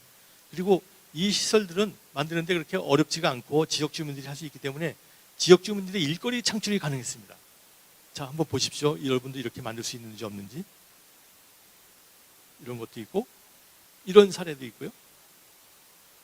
이런 식으로 뭐 크지 않아도 되니까 좀 망가질 것도 없고요. 뭐 좀 새도 상관이 없고 그렇습니다. 이런 시설에서 이제 봄, 여름, 가을, 겨울 보면 아주 아름다운 경관이 만들어지는데 만약에 이게 없었다면 겨울에는 물이 하나도 없어가지고 바짝 마른 거거든요. 그래서 저도 한번 만들어 봤습니다. 노원구에 있는 그 천수 텃밭에 가서 근처에 있는 쓰러진 나무를 잘라가지고 이렇게 만들면서 또 다목적으로 하기 위해서 이 계곡을 건너는 브릿지도 만들고 했더니 비가 온 다음에 보니까 여기 다른 데는 다 말라 있는데 여기 물이 있는 걸 보고 아, 이렇게 하면 되겠구나. 이거 만들 때 50만 원 들었고 우리 그 지역 주민들의 그 힘을 이용해서 만들었으니 이런 걸 군대 여러 개를 만들게 되면 문제가 해결되지 않겠는가 이렇게 생각을 합니다. 자, 지금 또 하나 또 새로운 토픽입니다. 이제 해결책이 뭐냐 했을 때 해결책 중에 첫 번째는 철학을 말씀드렸고 두 번째는 대한민국의 좋은 사례를 말씀드렸고 세 번째는 이제 물맹 탈출입니다. 물맹이 뭐냐 하면은 이제 컴퓨터를 모르면 컴맹이라고 하잖아요. 물을 모르면 물맹인데 여러분은 물을 잘 아십니까? 매일 샤워하고 매일 화장실 가고 그래서 물을 쓰고 있는데 물을 잘 쓰고 계십니까? 하는 좀 도전적인 질문을 한번 해보겠습니다. 다시 말하면 혹시 여러분은 물맹이십니까? 아닙니까? 물맹을 체크하기 위해서 가장 쉬운 지표 숫자가 필요한데 숫자를 어떻게 얘기할 거냐? 사실 우리 상하수도공학 물 관리할 때 제일 1장 1절에 나오는 지표가 있거든요. 근데 지표가 좀 어렵습니다. 어렵지만 절대로 안 잊어버리게 가르칠 수 있는 게 제 실력인데 이제 혹시 이런 개그를 한번 해보겠습니다. 이건 LP라고 하잖아요. LP고 이건 CD인데 LP에다가 CD를 올려놓으면 무엇이 될까요? 하는 질문을 할 때 이걸 더하면은 이제 LPCD가 됩니다. LPCD. 이 LPCD가 바로 그 지표입니다. 제일 중요한 지표입니다. 지표를 잊어버리지 않게 하기 위해서 이렇게 쉬운 퀴즈를 낸 거죠. LP 플러스 CD는 리터 퍼 캐피타 데이 1인당 캐피타 1인당 하루에 1일 물 사용량이 얼마큼 되느냐 이걸 나타내는 거예요. 그러면 여러분의 LPCD를 아십니까? 대한민국이 물 부족 국가라고 하면서 물 부족 국가의 국민으로서 물을 얼마큼 쓰는지 알고 계십니까? 여러분의 LPCD. 저는 이것을 서울대학교 학생들한테 숙제를 냅니다. 서울대학교 대학원 학생들한테도 질문하고 근데 똑같은 거를 초등학생한테도 냅니다. 유치원 학생들한테도 내는 거예요. 한번 아마 잘 모르실 겁니다. 근데 이렇게 쉽게 계산할 수가 있습니다. 당신의 하루 물 사용량은 얼마큼 되느냐? 우선 집에 가면 아파트 고지서가 있잖아요. 아파트 고지서에 보면은 이제 한 59일, 두 달에 한 번씩 검침하니까 이 학생은 홍모군의 고지서를 보면은 그 집에 4사람이 사는데 사용량이 79톤이라는 거예요. 59일 동안. 그러면 하루에 1인당 몇 리터씩 쓰냐고 그러면은 이렇게 0.335톤이 나오고 1톤은 1000리터이기 때문에 335리터라는 숫자가 나옵니다. 그러니까 이 홍목은 당신은 335리터, LPC는 335다. 여러분도 다 계산할 수 있죠. 몇 사람이 살면서 며칠 동안에 물을 몇 톤 썼다. 근데 사실 요거만 쓰는 거 아니고요. 학교 나가서 쓰시고 직장 나가서 쓰시고 또 공중목욕탕 가서 쓰시고 그런 걸 다 나눠가지고 더해야지만이 진정한 LPCD지만 하여간 집에서 쓰는 LPCD는 이만큼인데 자, 이 지표가 있으니까 이제 이게 많은지 적은지 알 수가 있습니다. 그래서 대한민국은 이 LPCD가 280리터로 되어 있습니다. 그러니까 이 홍모구는 대한민국 평균보다 좀 많이 쓰는 거죠. 그럼 다른 나라보다 어떻게 쓰느냐? 다른 나라는 예를 들어서 독일이나 호주 같은 나라는 120, 140을 써요. 그러니까 대한민국이 물 쓰는 양보다 절반밖에 안 되는 거예요. 그러면 호주나 독일 사람들은 뭐 샤워도 일주일에 한 번 하고 아니면 화장실 갈 때도 차곡 참았다 한꺼번에 하느냐? 그거 아니고 할 거 다 하면서도 물을 절반밖에 안 쓴다는 거니 그러한 정책이나 그러한 기술을 우리가 배워야 되지 않을까. 특히 우리나라는 물 부족 국가라고 얘기하는 사람들이 있다면은 그래서 제일 먼저 해야 될 것은 당신의 물 사용량이 얼마큼 되느냐를 알아야 됩니다. 두 번째는 그러면 제일 많이 쓰는 데가 어디겠느냐 했을 때 답이 이렇게 계산할 수 있습니다. 우선 제일 먼저 화장실에서 수세변기에서 물을 몇 리터씩 쓰시는지 아십니까? 다들 모르시지만 이렇게 계산하면 됩니다. 초등학생도 계산할 수 있습니다. 몇 번 누르느냐, 그리고 한 번에 몇 리터씩 물을 쓰느냐, 이것만 계산하면 되거든요. 이 변기통에 가로 세로 높이를 하면은 곱하면 가로 곱하기 세로 곱하기 높이를 하면은 수치가 나옵니다. 뭐 변기마다 수치는 다르지만 이렇게 계산하면 되죠. 사실 여기다 더 해야 되면 물이 더 들어가요. 사이폰에 있는 물과 이 보울에 있는 물까지 다 합하면 이거보다 더 많지만, 그러니까 여기는 계산하면 쉽게 계산하면 12리터인데 그러면 하루에 몇 번씩 누르십니까? 했을 때 보통 사람들이 한 번에 큰 거 한 번, 작은 거 5번 정도 하고, 하지만 또 어떤 사람들은 뭐 담배꽁초 넣고 프러시, 휴지 넣고 프러시, 뭐 들어가서 조그만 거 지저분한 게 있다고 프러시 하고 이런 것까지 다 더하면 더 양이 많지만, 정상적인 사람으로 보게 되면은 하루에 6번 정도 프러시 한다 그러면 72리터. 화장실에서 쓰는 물량만 72kg예요. 엄청난 거죠? 물 절약하려면 이거부터 절약해야 되는데, 지금까지 물 절약하자 그러면 양치할 때 컵 쓰기 뭐 이런 얘기만 하는데, 그거 해봐야 얼마 안 됩니다. 벽돌에 수세변기에 벽돌 넣기 해도 벽돌 한 장의 부피는 1리터도 안 되거든요. 그러니까 좀 잘못 알고 있는 것이 아닌가. 그래서 요 두 가지, 본인이 물을 얼만큼 쓰며 그 중에서 제일 쉽게 제일 많이 줄일 수 있는 게 화장실 변기다라는 걸 아는 순간 우리나라 물 문제는 많이 줄어듭니다. 제가 서울대학교 중앙도서관에서 하기 때문에 아마 그 시청자 여러분이 서울대의 구성원이 많을 거라고 생각이 되지만, 서울대를 좀 약간 비판하는 식의 얘기를 할 수밖에 없습니다. 그래도 내부적으로 공격을 받는 게 더 낫겠죠. 외부한테 공격받는 것보다는. 서울대학교가 물 많이 쓰기로 유명해요. 매 연말 보면 뭐 서울대학교 단위 기관으로서 물을 제일 많이 쓴다. 물 사용도 많이 쓰지만 그것 때문에 나가는 물의 비용도 엄청나게 많다. 그래서 제가 이제 서울대학교 평위원회 환경문화복지위원장에 있을 때 이러한 보고서를 쓴 게 있습니다. 그래서 이 수치는 약간 좀 변동이 있을지 모르지만, 이전에 1년에 220만 톤을 쓰면서 1년에 40억 원의 돈을 수도요금을 내는다고 해서 이것을 좀 줄이자. 근데 뭐 어떤 사람은 그렇습니다. 서울대 학생들은 서울대에는 찾아오는 손님도 많고 공부도 열심히 해서 밤에 늦게까지 있어서 그렇다고 하지만, 그걸 사람 수로 나눠보자 했을 때 다른 대학교보다 훨씬 많이 쓰고 있습니다. 그래서 LPC를 봤어요. 1인당 몇 리터씩 쓰느냐, 이걸 봤더니 서울대가 다른 대학교보다 2배, 3배 많이 쓴다는 걸 보면서, 그렇다면 우리도 이걸 좀 줄여야 되지 않겠냐 하는 노력을 제가 제안을 했었습니다. 그래서 제안을 하면서 제가 이제 실제로 좀 만들어 본 게 있습니다. 우선 제일 먼저 물을 줄이기 위해서는, 사실 학교에서 물 쓰는 게 화장실 변기밖에 더 있습니까? 뭐 샤워하는 것도 아니고 뭐 빨래하는 것도 아니고 뭐 먹는 물 조금에다가 거의 대부분이 화장실 용수이기 때문에 화장실을 줄이자. 근데 지금 보통에 있는 화장실은 한 번에 12리터 정도, 13리터 정도 들어가는 거기 때문에 이걸 4리터로 줄인다면은, 물 사용량을 3분의 1로 줄인다면은 서울대학교 전체 물 사용량의 한 많은 양을 줄일 수가 있는 걸 확인을 했습니다. 그래서 제가 이걸 제안을 했더니 한참 동안 이제 고민하시다가 제가 이제 실험으로 증명을 했습니다. 변기에 유량계를 두고 카운터를 둬가지고 한 1000번 했을 때 물이 몇 톤 나갔다. 그러면 한 번에 몇 리터씩이라는 걸 알 수가 있잖아요. 그래서 한번 해봤더니, 바꾸기 전에는 물을 많이 쓰다가 바꾼 다음에 물을 적게 쓰고, 그래서 이걸 서울대학교에 건의를 했습니다. 2016년에 건의를 해서 500개를 바꿨더니, 그 다음에 봤더니 2017년에 한 2억 원 정도가 물값이 절약이 된 것을 보고,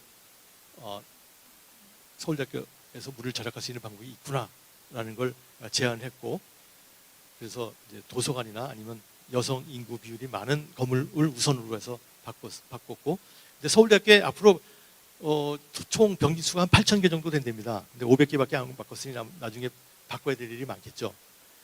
그 다음에 비물중수 하이브리드 39동에 보면은 그 체력 단련실이 있습니다. 요새는 코로나 때문에 체력 단련실을 못 쓰지만은, 체력 단련실에서는 뭐 샤워물이 계속 나오는데 약간 지저분하지만 조금만 처리하면 화장실 용수로 쓸 수 있는 기회가 얼마든지 많습니다. 빗물은 깨끗하지만 시기가 오는 시기 안 오는 시기가 있고, 그리고 오수는 약간 더럽지만 항상 나오니 이걸 하이브리드 해서 물을 절약을 한다면 굉장히 좋겠다. 그래서 39동에 시설을 만들어서 여기 이 39동에서는 화장실 용수는 완전히 자급이 됩니다. 금액으로 치면 요 수치 있는 것처럼 절약할 수 있다는 게 있으니 모든 건물에서 잘만 한다면 화장실을 바꾸고 또 물을 절약할 수 있는 방법을 찾아낸다면 물을 엄청나게 줄일 수 있다라는 개념을 이제 말씀드려서, 서울대학교에서 우리 한 50년 전에는 서울대학교가 이제 결례를 위한 문맹 퇴치를 했다면 앞으로는 물맹을 퇴치해가지고 세계를, 우리나라 사람만이 아니라 전 세계 사람들의 물맹을 퇴치할 수 있는 그런 역할을 해야 되지 않을까. 그러기 위해서는 우리 대한민국의 우리 서울대학교의 기후변화 대응 펀드를 만들자. 그래서 졸업생들이 변기 한 개씩 자기 이름 붙여가지고 도네이션해서 하면 8,000개가 금방 교체가 될 것이고, 옥상 녹화를, 옥상에 땅 한 평을 만들어주는 그런 비용을 도네이션해서 거기에 자기 이름을 붙여주고 하는 그런 기후변화 대응 펀드를 한다면 이것이 바로 로컬 액션이 되지 않을까 생각이 됩니다. 이와 같이 이제 지금 파트 1과 2를 했는데 이제 좀 지루하셨죠? 이제 이 질문들이 몇 개 있는데, 질문은 이제 우리 새로운 우리 사회자님이 여기 초청을 해가지고 질문에 대한 그 내용부터 한번 다시 잘 질문하시기로 부탁드리겠습니다.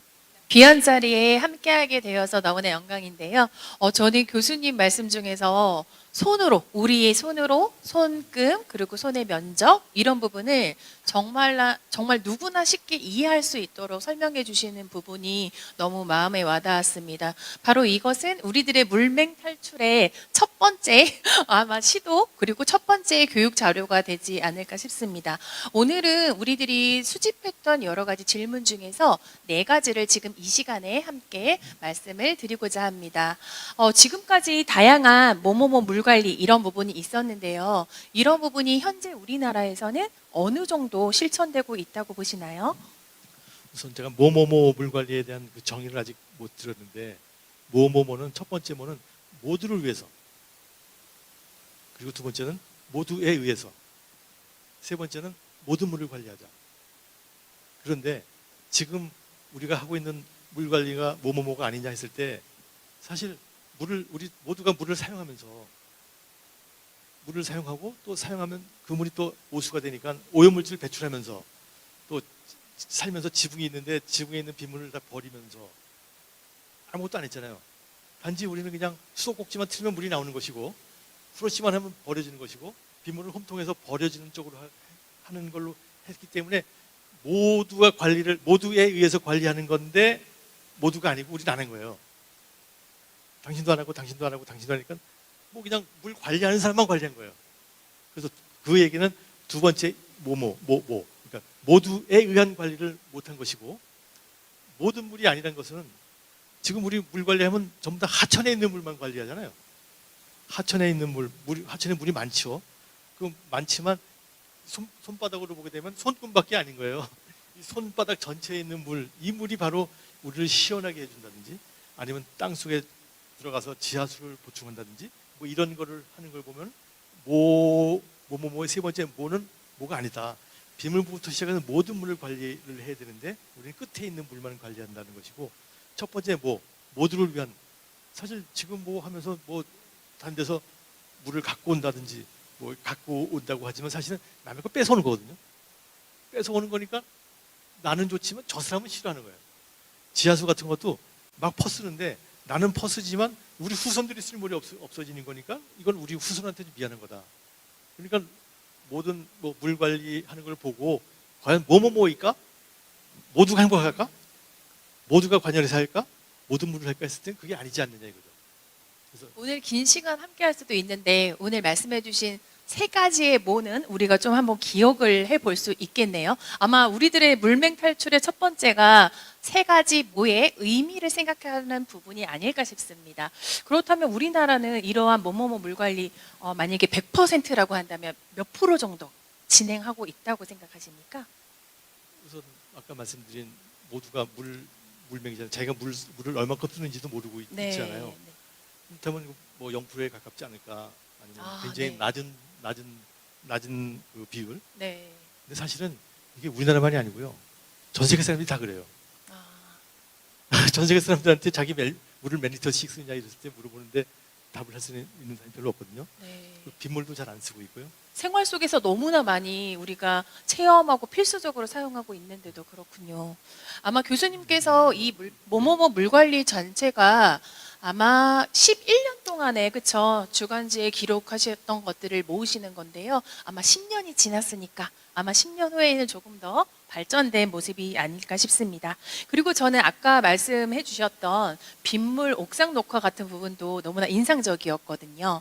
정원이 꽃을 가졌다라고 하는 부분뿐만 아니라 그곳에서 동물과 식물이 함께하는 그리고 공동체를 만들었다는 부분에 있어서 너무나 의미가 있었습니다. 혹시 아까 조금 놓치신 부분 있으시다면 아니면 순기능, 옥상의 순기능 그리고 더불어서 관련된 에피소드 있으면 한 가지 부탁드리겠습니다. 사실 우리 옥상은 옥상은 누구든지 다 있잖아요. 거기다가 아주 간단하게 그 정원을 만드는데 좀 다른 점은 턱을 좀 넣어가지고 여기가 오목하게 만들었다는 거예요. 네, 오목형. 오목형으로 했더니 빗물이 거기 모여가지고 그것 때문에 홍수를 방지할 수 있고 뭐 물을 안 줘도 되고 시원해지고 뭐 이런 것들이 있어서 처음 해봤지만 저는 이쪽 전공이 아니지만 해봤더니 진짜 좋더라고요. 뭐 여기서 놓쳤던 에피소드라는 것은 두 가지만 말씀드릴게요. 사람들이 그거 옥상 해가지고 세면 어떻게 하지? 누수 문제, 처음에. 누수 문제 얘기하잖아요. 네네네. 사실은 작년에 우리 과학교수회의에서 그 회의 때 옥상이 샌다는 거예요. 그래서 제가 깜짝 놀랐죠. 나 때문에 그런 거 없다. 그랬더니 올라가 봤더니 제가 한 데가 새는 것이 아니라 안 한 데가 새는 거예요. 그래서 생각을 해봤죠. 콘크리트 옥상이 새는 이유가 도대체 뭐냐? 그것은 열 수축 팽창 때문에 그러거든요. 수축 팽창 때문에 콘크리트가 크랙이 가서 가는데 그러면 수축 팽창의 온도가 그 폭이 작은 우리 옥상에서는 제가 만든 옥상에서는 그게 적고 그렇지 않은 데가 오히려 깨지는 거니까 오히려 옥상 녹화를 해서 옥상을 덮어주면은 옥상의 수명이 연장이 된다. 네. 이런 걸 누수뿐만 아니라 네네. 네. 그걸 확인을 했고요. 사람들이 그게 오해가 된 거죠. 네. 누수가 된 거다. 물에 관련된 풀어야 되는 오해가 정말 많은 것 같네요. 네. 그런 것들은 기술적으로 풀 수 있는 건데 한번 문제가 있다고 하니까 그냥 그다음부터 다 안 되는 거예요. 예를 들어서 구데기 장을 담글 때 구데기가 나올 수도 있는데 그렇다고 구데기 나온다고 장독을 깨면 안 되잖아요. 구데기가 왜 생기는지를 알고 그것만 해소하면 되는데 저는 그렇게 생각이 되고요. 네. 두 번째는 우리 옥상에서 보니까는 굉장히 아름답잖아요. 그래서 올라와서 아주 머리를 식히기가 좋고 또 거기서 뭐 휴식을 취하고 또 다른 사람과 대화를 나누고 그러는데 제가 몰랐던 게 우리 건물에 있는 학생들끼리 거기서 데이트를 하고 그러더라고요. 옥상에서요? 그래서 데이트하고 네. 저번 주 일요일 날 결혼을 했어요. 너무 그런 인연도 만들어질 수 있겠다. 네. 그러면서 보니까 아주 멋있는 그 꽃이 나올 때도 있고 예쁠 때 있을 때 그때가 우리 프로포즈 씬 만들기 좋은 데가 아닌가 이렇게 생각이 들고 35동으로 서울대학교 친구들이 모여드는 거 아닌가 싶어요. 실은 제가 여기 교수님과 함께 만나면서 35동 옥상을 가본 적이 있습니다. 실제로 제가 보았던 것에서 가장 인상 깊었던 것은 그곳에 식물이 생겼다. 이 부분이 아니라 식물이 생기니까 동물이 생기고 식물과 동물이 생기니까 사람들이 모이고 또 사람들이 하나둘 모이다 보니까 하나의 공동체를 형성하게 됐다고 하는 것입니다. 이러한 공동체는 사람들의 어떠한 힐링의 공간일 수도 있고요. 또 하나는 나아가서 어떤 정서적인 것이나 아니면 자연과의 함께하는 더불어 사는 삶의 태도를 배우는 것이 아닌가 싶습니다. 정말 생명력이 넘치는 공간이었네요. 그렇다면은 지금은 마지막 질문으로요. 지금 서울대학교에서 여러 가지 질문들 그리고 그러한 질문들을 전문가적인 그러한 지식과 기술로 해결하시면서 실천하고 계신 걸로 알고 있습니다. 이후에 혹시 서울대학교에서 준비하고 계신 부분이 있으실까요? 저는 이제 서울대학교의 역할이 있으니 서울대학교가 이제 사회에 미치는 영향이 있으니까 서울대학교에서 먼저 솔선수범을 해야 되지 않겠냐. 그런 와중에 서울대학교가 물을 제일 많이 쓴다라고 하는 것은 굉장히 좀 치욕스러운 명성이 아닌가. 그걸 좀 우리 구성원 자체 또는 졸업생 학부모들이 도와서 그걸 좀 줄일 수 있지 않겠냐. 예를 들어서 그 변기만 바꾸면 된다니까 변기가 한 개에 30만 원 정도 되니까는 네. 우리 과별로 우리 과 내가 예를 들어서 뭐 영문과를 졸업했는데 우리 과에 변기가 30개 있는데 한 개에 30만 원 되니까 우리 영문과에서는 우리 졸업생들이 모아서 또 한 개씩 30명이 한 개씩만 바꿔주자라는 운동이 일어나면은 네. 또 다른 뭐 철학과에서도 그렇고 또 전기과에서도 그렇고 의과대에서도 그렇고 이런 것들이 그 우리 서울대 구성원으로서 이득을 받던 사람들이 서울대를 위해서 그런 도네이션을 하는 운동을 하자. 네. 또 땅 한 평, 옥상 한 평에 뭐 1제곱미터당 약 15만 원 정도 된다니까는 우리 과가 있는 건물의 옥상에다 이렇게 만들어 가지고 뭐 기후 변화라고 하고 뭐 기후 위기, 탄소 중립 뭐 이런 얘기 나오는데 그게 대비책으로 내가 먼저 솔선수범해서 우리 것만 하자 이런 식으로 각 과별로 경쟁을 하는 그런 운동이 일어난다면 금방 해결되지 않을까 생각을 하고 이걸 좀 강력하게 좀 권고하고 싶습니다. 동창생 여러분 그리고 아니면 학부모 여러분 여러 조직과 많이 좀 함께 생각을 좀 하셔가지고 네. 그런 운동이 벌어졌으면 좋겠습니다. 네, 오늘 이 시간을 통해서 교수님의 의견 그리고 물 사랑이나 그리고 우리가 실천할 수 있는 부분을 찾을 수 있겠네요. 실은 서울대학교가 만약에 그렇게 된다면은 현재의 문제나 아니면 현재의 어떤 질문들을 던질 수 있고 그것들을 서울대학교에서 가장 첫 번째 적극적으로 해결할 수 있는 방안을 찾을 수 있는 아주 세계적인 모델이 될 수도 있겠네요. 네, 네, 맞습니다. 세계적인 물맹 탈출이 아마 서울대학교에서 시작될 수도 있겠습니다. 그렇다면 앞으로 첫 번째 문제점, 두 번째는 실천 사례를 살펴보았는데요. 이어서 교수님의 세 번째 우리 이후의 비전에 대해서 함께 말씀 나눠보도록 하겠습니다. 네. 수고 부탁드립니다. 네. 예, 세 번째는 이제 비전입니다. 우리 물 관리에 대해서는 비전. 우리가 세계 최고의 시설을 최근에 만들었다고 하니까는 그래서 저는 사실 그 외국도 뭐뭐뭐가 아니더라고요. 뭐뭐뭐 물 관리가 아니더라고요. 그래서 그렇다면 이걸 대한민국의 한일물 이니시어티브를 만들자라는 제목으로 이제 얘기를 해보겠습니다. 대한민국의 한일물 이니시어티브는 뭐냐면은 빗물을 잘 활용하는 이런 그 운동을 만들자라는 것입니다. 사실 저는 빗물 식수화를 만드는 시설을 우리 한 10년 전부터 우리 건설환경공학부 학생들을 데리고 그 베트남, 인도네시아, 필리핀 이런 지역에 가서 빗물시설, 식수화시설을 만들어줘 왔습니다. 그러면서 이 사람들이 물이 굉장히 필요한데 꼭 첨단 기술만 가지고서 되는 것이 아니고 보통 빗물만 가지고도 식수화시설을 만들 수 있겠다라는 걸 알아냈습니다. 근데 처음에는 실패의 연속이었지만 지금 한 최근에는 아주 제대로 된 시설들이 만들어지고 있습니다. 최근에는 베트남의 시골 보건소에 수돗물이 안 들어가는 보건소에 물이 필요하다고 합니다. 사실 WHO 아니면 보건부에 있는 의사 선생님들은 약도 필요하고 의사도 필요하지만 더 중요한 것이 바로 물이다. 깨끗한 물이다. 근데 그것을 해결하지 못했어요.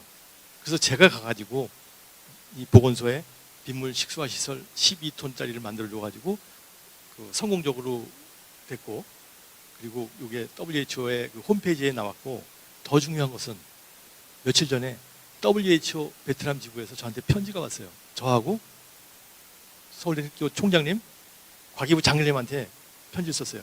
서울대학교의 한무영 교수가 만들어준 이 시설을 너무나 잘 쓰고 있고 앞으로 이거를 세계적인 모델로 만들어서 더 확산할 것이다 라는 편지가 와서 굉장히 고무적이라고 생각이 됩니다.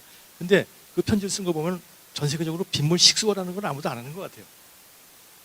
그런 걸 보고 빗물이 우리나라에서 제일 잘 나는 것을 볼 수 있고 요거에 뭐 왜 좋은지에 대해서는 뭐 탱크를 한 개 놓는 대신에 4개를 놓고 이제 한 군데가 망가지더라도 다른 데서 커버할 수 있는 쪽으로 이제 설계를 했다는 것이 이제 제일 중요하고요. 요 세 가지 이노베이티브 아이디어인데 동영상이 애니메이션이 되는지 모르겠습니다. 우선 한번 한번 눌러보실래요? 제일 첫 번째 비가 오게 되면은 마우스로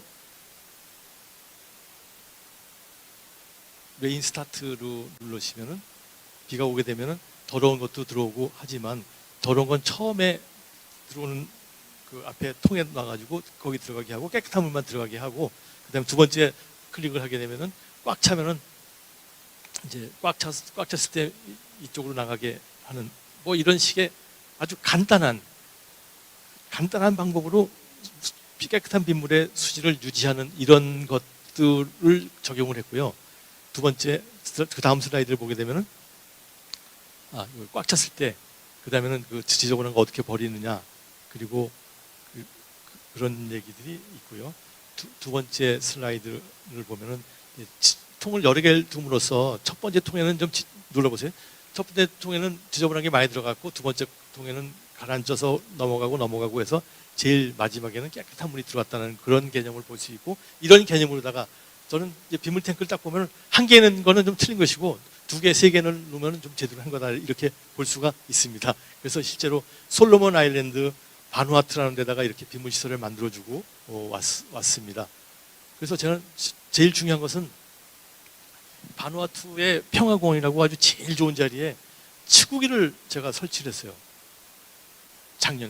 재작년에. 근데 치구기가 왜 저기 평화공원에 왜 치구기가 있어야 되느냐 했을 때 이런 스토리텔링을 했습니다. 지금 20세기는 석유와의 전쟁이라면 21세기는 물과의 전쟁이다. 그 물과의 전쟁을 하기 위해서 제일 먼저 풀어야 될 것이 바로 빗물 관리다. 그리고 빗물 관리가 바로 평화의 시작인데 빗물 관리 세계 최초로 한 나라가 어디겠느냐 했을 때 바로 세종대왕의 치구기가 바로 그런 역할을 하기 때문에 치구기를 보여주면서 이것이 세계의 평화를 만들 수 있는 것이다 라고 설득을 했더니 여기 제일 좋은 공간에 돈 안만 줘도 내놓지 않는 공간에 이 평화공원에 이런 치구기를 설치를 해서 대한민국을 위상을 높이고 있습니다. 지금 제가 이제 SDG 6라는 개념인데 반기문 사무총장님을 만나 뵀어요. 반기문 사무총장님은 2015년에 SDG라는 걸 서스테너블 디벨롭먼트 골이라는 걸 갖다 만들어 가지고 전 세계에 시작을 했던 분이고 그래서 물과 화장실 문제를 대한민국에서 잘만 풀 수 있다면 SDG 6를 풀 수 있는 것이 아닌가 이렇게 말씀드렸습니다. 그래서 제가 쓴 똥이랑 물이라는 책 워터 앤 세니테이션 워터는 물 문제, 세니테이션 화장실 문제인데 제가 알고 있는 빗물과 제가 알고 있는 똥에 관한 지식 가지고 SDG 6를 해결하겠습니다. 그랬더니 굉장히 반가워하셨습니다. 또 엊그제는 대한적십자사에 가가지고 지금 북한의 물 문제가 심각할 텐데 그에 대한 해결책은 여러 가지가 있지만 그 집중형 시설도 있지만 빗물과 같은 분산형 시설로 하면 그것이 제일 먼저 필요하다라는 그 격려의 말씀도 듣고 왔습니다. 이런 것을 보면은 빗물에 대해서는 전 세계적으로 아무도 생각하지 않은 것이 아닌가. 그래서 아까 제일 처음에 보여드린 슬라이드지만 자, 전 세계적인 기후 문제가 있는데 지금까지는 모든 사람이 글로벌 문제만 생각하고 있는 겁니다.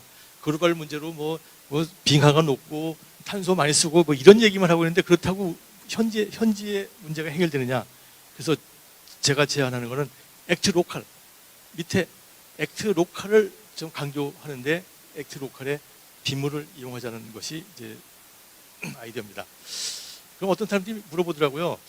물 관리 제일 잘하는 데가 어디겠느냐, 우리 좀 배워야 되겠다 그러는데 물 관리가 제일 어려운 데가 어디냐면은 바로 대한민국입니다. 우리 중학교 때 분산치라고 배우잖아요. 이제 여름에 비가 많이 오고 겨울에 비가 적게 오는 이런 것을 분산치라고 하고 일정하게 오는 것을 분산치가 작다고 하는데 평균 강수량과 분산치를 그려봤습니다. 여러 나라를 그려봤는데 대한민국이 제일 높은 축에 속해요. 다른 나라는 이거보다 훨씬 작기 때문에 대한민국의 물관리가 제일 어렵다는 것이고 또 우리나라 국토가 70%가 산지이기 때문에 비가 오게 되면 다 빠지는 거예요. 그래서 물관리가 되게 어렵습니다. 그렇지만 그런 와중에서도 우리나라 삼천리 금수강산을 만든 것이 아닌가. 그렇다면 물관리에 있어서 우리가 어떠한 좀 좋은 그 기술이나 철학이 있지 않겠는가 생각을 합니다. 그래서 우리 땅에는 우리의 물관리를 필요로 한다. 우리가 물관리 잘못한다고 해서 선진국에 가서 물어봤을 때 선진국이라고 해서 물 관리 선진국은 아닙니다. 예를 들어서 영국 같은 유럽 같은 데는 비가 일정하게 오기 때문에 그 사람들은 홍수가 나는 것을 본 적이 없어요. 태풍이 오질 않기 때문에 그 피해를 본 적이 없는 사람한테 물어봤을 때 그런 사람이 답을 줄 수 있겠느냐. 그렇지만 그 반대는 성립합니다.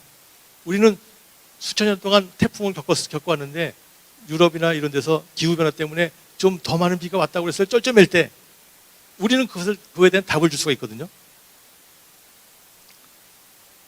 쉽게 생각하면은 이제 지진 기술 세계 최고가 어디일까 했을 때는 다들 일본입니다 그러죠. 그러면 간척 기술 세계 최고는 어디입니까? 그러면 네덜란드라고 합니다. 이것을 보면 이러한 명제가 성립이 됩니다. 최악의 자연 조건이 최고의 기술을 만든다. 맞잖아요. 그렇다면 세계 최고의 물 관리 기술은 어디서 만들어서 어디에 있을까 했을 때 어딘지 모르지만 물 관리가 무지무지 어렵고 그리고 그걸 잘 극복한 나라가 아닌가 생각하는데 그게 바로 대한민국 한반도입니다. 그 역사적인 사례를 봤더니 AD 370년에 벽골제라는 걸 만들었고 1442년에 치국이를 만들었고 치국이 네트워크를 만들었다라는 것이고요. 그래서 그렇다면 이것을 보면은 물 관리가 세계 최고는 대한민국일 수밖에 없었고 과거를 봤더니 그런 세계 최고의 기술들이 많이 있었고 그렇다면은 앞으로 기후 위기에 있어서 옛날보다 비가 더 많이 오고 비가 적게 오고 더 더워지고 추워지고 그러는데 그 물 관리에 대해서 그 빗물 관리가 제일 중요한 것이 아닌가. 관리를 하려면 어떤 수치가 있어야 되는데 그 수치를 만드는 게 바로 치국이었다 이거죠. 그래서 제가 한 20년 전에 처음 빗물을 시작할 때 이 그림을 보고 결심을 했습니다. 대한민국이 빗물 관리 세계 최초로 했다면 왜 최고가 될 수 없을까? 최고가 되기 위해서 한 20년 동안 열심히 했더니 어느 정도 최고가 눈앞에 보이고 있습니다. 이 그림은 에이브라함 링컨이 게티스버그에서 만든 그 유명한 게 있잖아요. Government of the people, by the people, for the people. 이걸 지금 한 150년 이후에도 우리가 이렇게 외우고 있는 것처럼 물 관리에 있어서도 물 관리 어떻게 해야 되느냐? 물 관리는 물 관리가 바로 정답이 되지 않겠냐. 그래서 저의 비전이나 목표는 미국 사람들도 미국 어린이들이 150년 후에 기후변화 때문에 그냥 막 홍수 가뭄 겪을 때 그에 대한 해결책으로서 물 관리 모두에 의한 모든 물의 관리가 전 세계 기후 위기로부터 지구를 살릴 것입니다.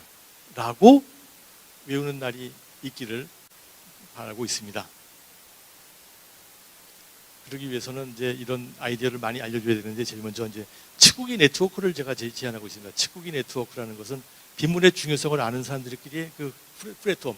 그래서 지금 저 남태평양에 치국이 네트워크를 만들었고 이걸 다른 나라까지 연결시키는 인터내셔널 치국이 네트워크를 만들면 참 좋겠다 하는 생각으로 저의 그 마지막 발표를 마치고 이제 우리 남기원 교수님 모셔서 이제 질문을 또 들어보겠습니다. 네, 교수님께서 지금 뭐 문제점과 그다음에 실천 사례 그리고 미래에 대한 방향까지 제시해 주셨습니다. 실은 저희가 유튜브 공개를 하면서 질문이 들어온 부분이 있거든요. 그 부분을 조금 같이 말씀드려도 될까요? 네. 저도 사범대학에서 근무하고 있는데요. 여기 사범대학에서 근무하시는 분께서 초, 중, 고 교육 과정에서 환경 문제에 대한 접근이 다소 일반론적이고 피상적인 경향이 있다고 하셨습니다. 실은 재미있게 배우고 일상에서 체험적으로 배울 때 가장 교육적인 효과가 있을 텐데요. 이와 관련한 교수님께서의 어떤 환경교육 아이디어가 있으시면 혹시 소개해 주실 수 있으신가요? 네, 우선 지금은 전부 다 think 글로벌만 가르치는 것 같아요. 네. 세계가 이렇게 뭐 문제가 있다라는 것만 얘기하지만 액트 로컬을 안 가르치고 있거든요. 액트 로컬. 당장 우리가 뭘 했으면 좋겠냐. 사실 지구가 이렇게 위험하다면 나도 좀 도와주고 싶은데 난 뭘 하지? 알 수가 없어. 그냥 탄소 줄이는 거? 탄소 줄이는 건 뭐 공장에서 줄이는 거지 내가 무슨 상관이냐 이런 식으로 생각을 하고 있잖아요. 그래서 제일 먼저 할 수 있는 액트 로컬 쉬운 거부터 하자. 제일 먼저 여러 가지가 있겠지만 자기가 물맹 탈출하자. 물맹 탈출. 자기가 얼만큼 물 부족 국가라고만 얘기하지 말고 얼만큼 쓰기 때문에 물 부족 국가이고 이걸 어떤 방법으로 어떤 기술과 어떤 정책으로 이렇게 줄일 수 있다는 걸 갖다가 학교 나면 학교에서 먼저 실천하십시오. 변기에서 물 사용량을 측정을 하고 많이 있으면 그걸 줄이는 쪽으로 학생들과의 과학적인 체험으로다가 같이 하면 좋지 않겠느냐.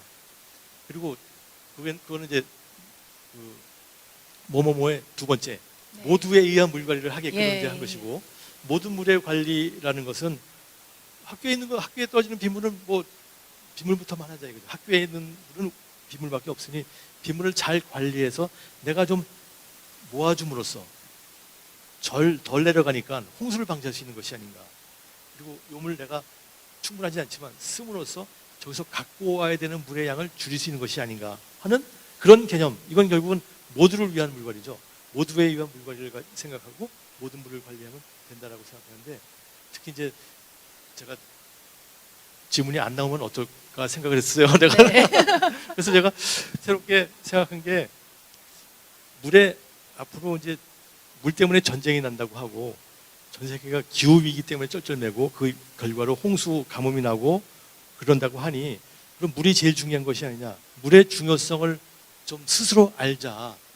그래서 제가 보기에는 물의 과학반을 만들면 어떨까? 물의 과학반. 네. 과학반인데 과학에 여러 가지 종류가 있지만 그렇죠. 물을 연구하는 과학반을 만들어서 선생님과 학생들이 비에 대해서 관심을 가지게 하자. 그래서 제가 그 그룹 과학반의 이름을 지었어요. 아, 뭐 벌써 지으신 건가요? 네, 네, 네. 혹시 소개해 주실 수 있으신가요? 비, 티처, 스튜던트. 비, 티처, 스튜던트 그룹.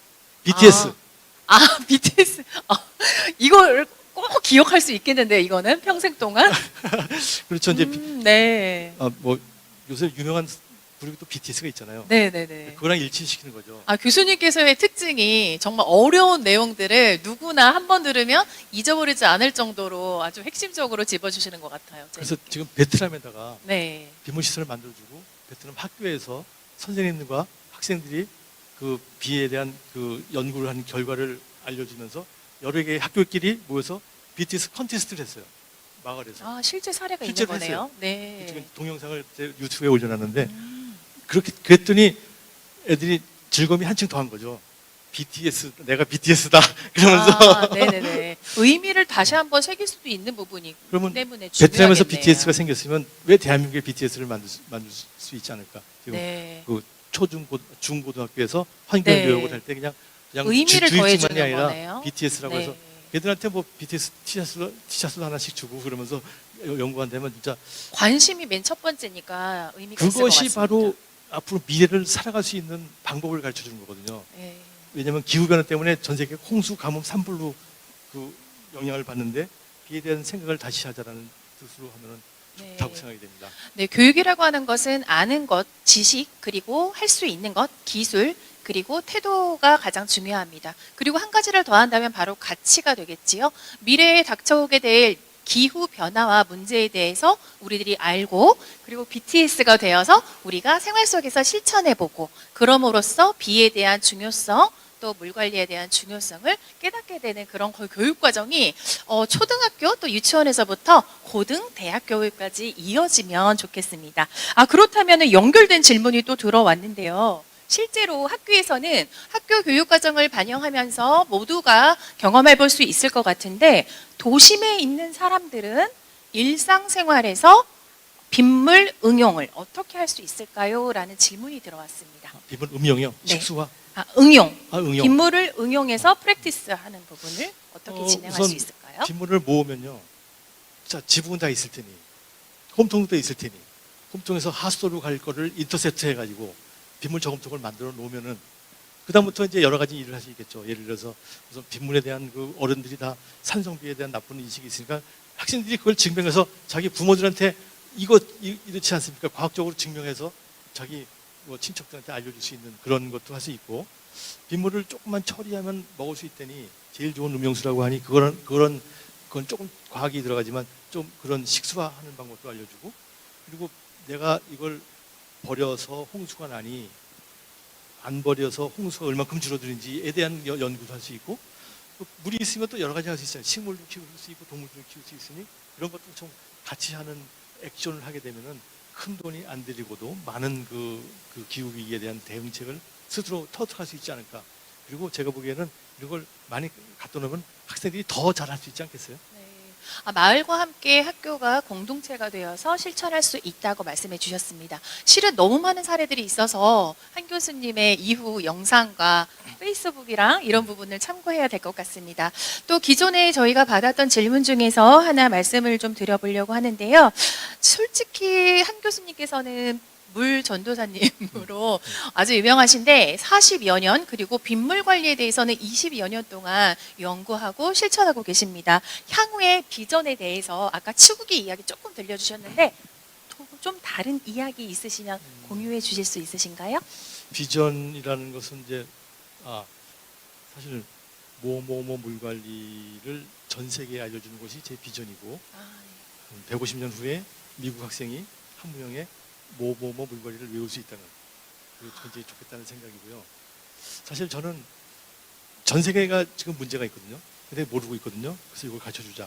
그러면서 사실 뭐 BTS도 나왔지만 BTS가 전 세계적으로 유명한 이제 한류가 됐는데 BTS는 사람들의 눈과 귀를 즐겁게 해주는 제1의 한류라면은 이 뭐뭐뭐 물관리가 전 세계 사람들의 생명과 재산을 지켜주는 제2의 한류로서 대한민국을 앞세워 나갈 수 있지 않겠냐 이런 생각을 좀 해봅니다.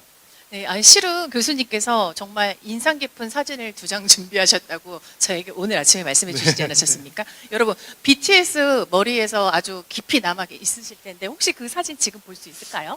지금 여기 하나 있는데 우선 네. 우리 대상을 누구로 할 거냐 교육의 대상을 네. 사실 제가 20년 동안 빗물 좋다는 걸 알려주기 위해서 여러 사람한테 얘기했습니다. 공무원한테도 말씀드렸고 네. 잘 안 돼요. 그래서 공무원들이 무서워하는 데가 누군가 했더니 국회의원한테 얘기했더니 그것도 안 돼요.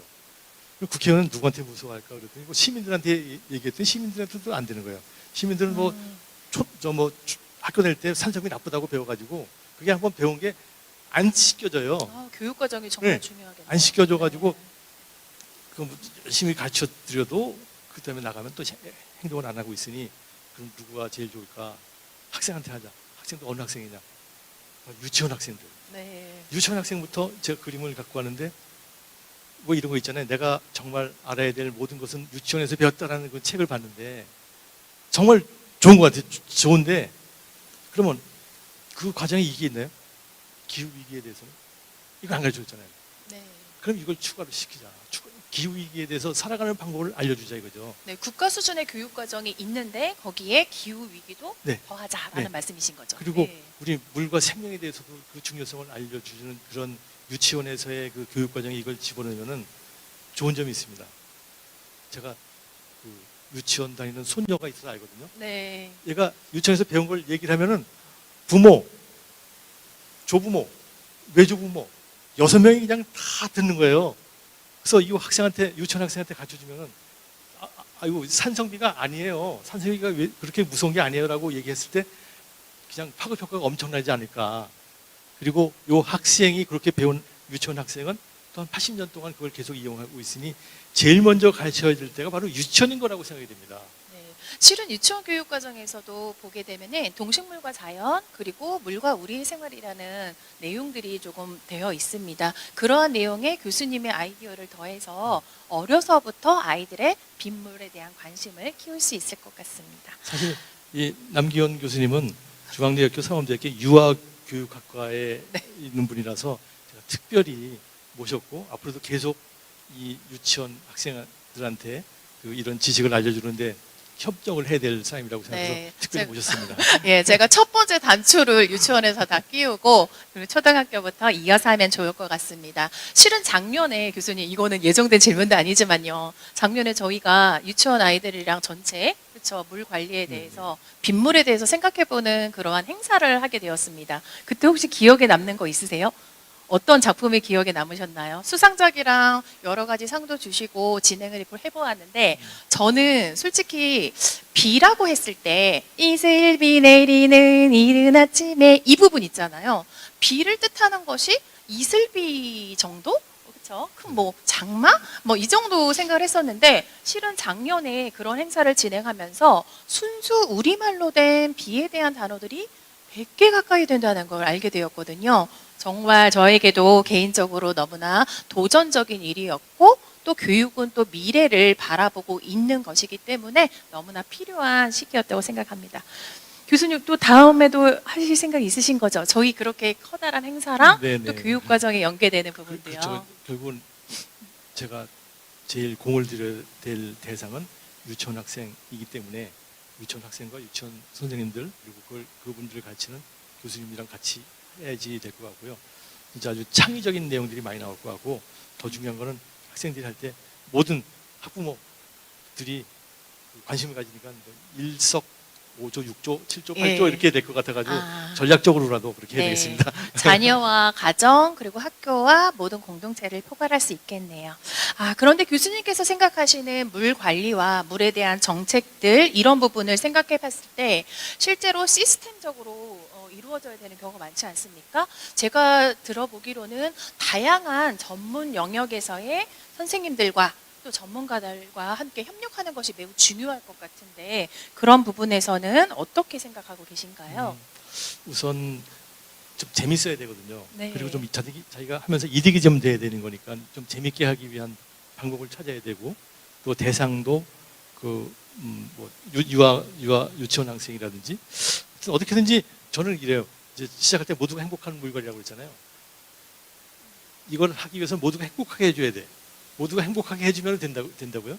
예를 들어서 그냥 단순히 물만 저장조에 지저분함만 모이게 하는 것이 아니라 옥상에다 놓고 여기서 꽃도 키우게 하고 또 뭐 채소도 키우게 한다든지 그리고 서로 이걸 나눠주는 그런 문화들을 만든다든지 이런 것들을 하면은 더 재밌어가지고 그게 좋지 않겠냐 생각을 해서 그런 뭐 우리 물하는 사람 말고 물하지 않는 사람들이 다 같이 모여서 같이 할 수 있는 그런 플랫폼을 만들어야 되지 않을까.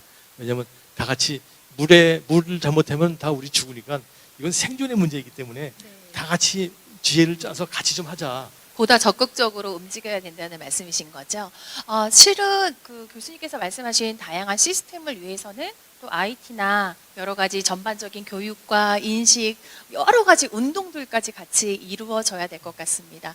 오늘 교수님 말씀을 통해서 실은 우리들이 기후 위기라고 하는 부분이 나와는 관계없는 것 또는 세계의 다른 나라의 문제라고 생각할 수 있었는데 아주 우리 생활에 깊숙이 들어와 있는 문제라는 것 그리고 또 하나는 그러한 문제를 나의 생활 안에서 내가 작게 실천할 수 있다는 부분에서 매우 고무적이었다고 생각이 듭니다. 혹시 교수님께서 마지막으로 우리 모두를 위해서 해주고 싶은 말씀 있으신가요? 뭐 유머러스하게요? 좋습니다. 교수님 유머 빼면은 그렇죠. 왜냐면 전문적인 사람은 진짜 많을 수 있지 않습니까? 결국에 거기에다가 기존에 우리들이 알지 못했던 것을 넣어주시고 그리고 그것들을 문제를 해결하실 수 있는 기술도 있으시고 거기에 유머까지 있으시니까 우리 모두를 위해서 정말 물맹 탈출 위해서 진행될 수 있을 것 같습니다. 그래서 준비를 해온 게 있는데요. 사실은 유엔에서 정한 SDG 지속 가능 지속 가능 목표의 6번째가 네. 워터 앤드 세니테이션이거든요. 네. 워터 앤드 세니테이션이 뭐가 뭔지 모르는 거예요. 그거에 대한 답을 제가 말씀드리는데 결국은 물은 빗물을 이용하자. 빗물이 일부가 아니라 전체 물이거든요. 모든 물의 근원이 빗물이니까 빗물을 잘만 이용하면 되는 것이고 세니테이션은 화장실 문제다. 그래서 빗물과 화장실의 문제입니다. 이걸 잘 해결하십시오라는 것을 딱 그림 하나로 표시했습니다. 네, 기대됩니다. 이게 한 교수님이시네요. 네, 제 커리컬처에다가 네, 화투, 똥광과 비광을 들고 있습니다. 동양화로 소개해 주신 부분이네요. 사실 네. 똥과 비는 다들 싫어했는데 화투를 칠 때는 똥광, 비광 너무 좋아하잖아요. 그러니까 지금 저 똥과 빗물을 잘만 관리만 한다면 전 세계 물 문제가 해결된다. 이런 개념을 알려주기 위해서 제가 좀 이렇게 좀 망가져봤습니다. 네, 아니 오늘 BTS에 이어서 오늘 똥광비광까지 동양화로 우리들의 마음에 즐거움까지 함께해 주셔서 너무나 감사드립니다.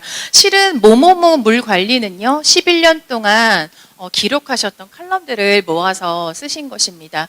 그동안 교수님께서 우리 물맹 탈출을 위해서 노력하셨던, 때로는 외로운 경험이었을 것 같고요. 때로는 제자들과 고군분투하시는 그러한 열정적인 시기를 보내신 것이 아닐까 싶습니다. 이후에 우리들이 10년 또는 11년, 그죠? 되도록 빠르면 좋겠지만 그때는 어떤 이야기를 나누고 있을지 너무나 기대가 됩니다. 우리 모두가 이 영상을 통해서 기존에 알지 못했던 것들을 알게 되고 우리 주변에서 필요한 작은 실천부터 해 나갈 수 있는 빗물 관리 또는 비에 대한, 물에 대한 협력자와 동력자가 되는 첫 번째 시간이 되기를 바라봅니다. 저희 이제 마쳐도 될까요? 여러분, 너무나 이야기를 나누다 보니까 저희가 약속한 시간이 3시까지인데요. 딱 3분 남았습니다. 우리 나중에 만약 기회가 되신다면 또 한 교수님 모시고 정말 이렇게 귀한 미래를 생각하는 시간 한번 가져보도록 하고요. 그 시간 동안 저에게 강의해 주신 한 교수님께 박수를 쳐드리면서 보내드리도록 하겠습니다. 미래를 위한 노력 지금부터 시작해 봅시다. 너무나 수고하셨습니다. 감사합니다. 감사합니다.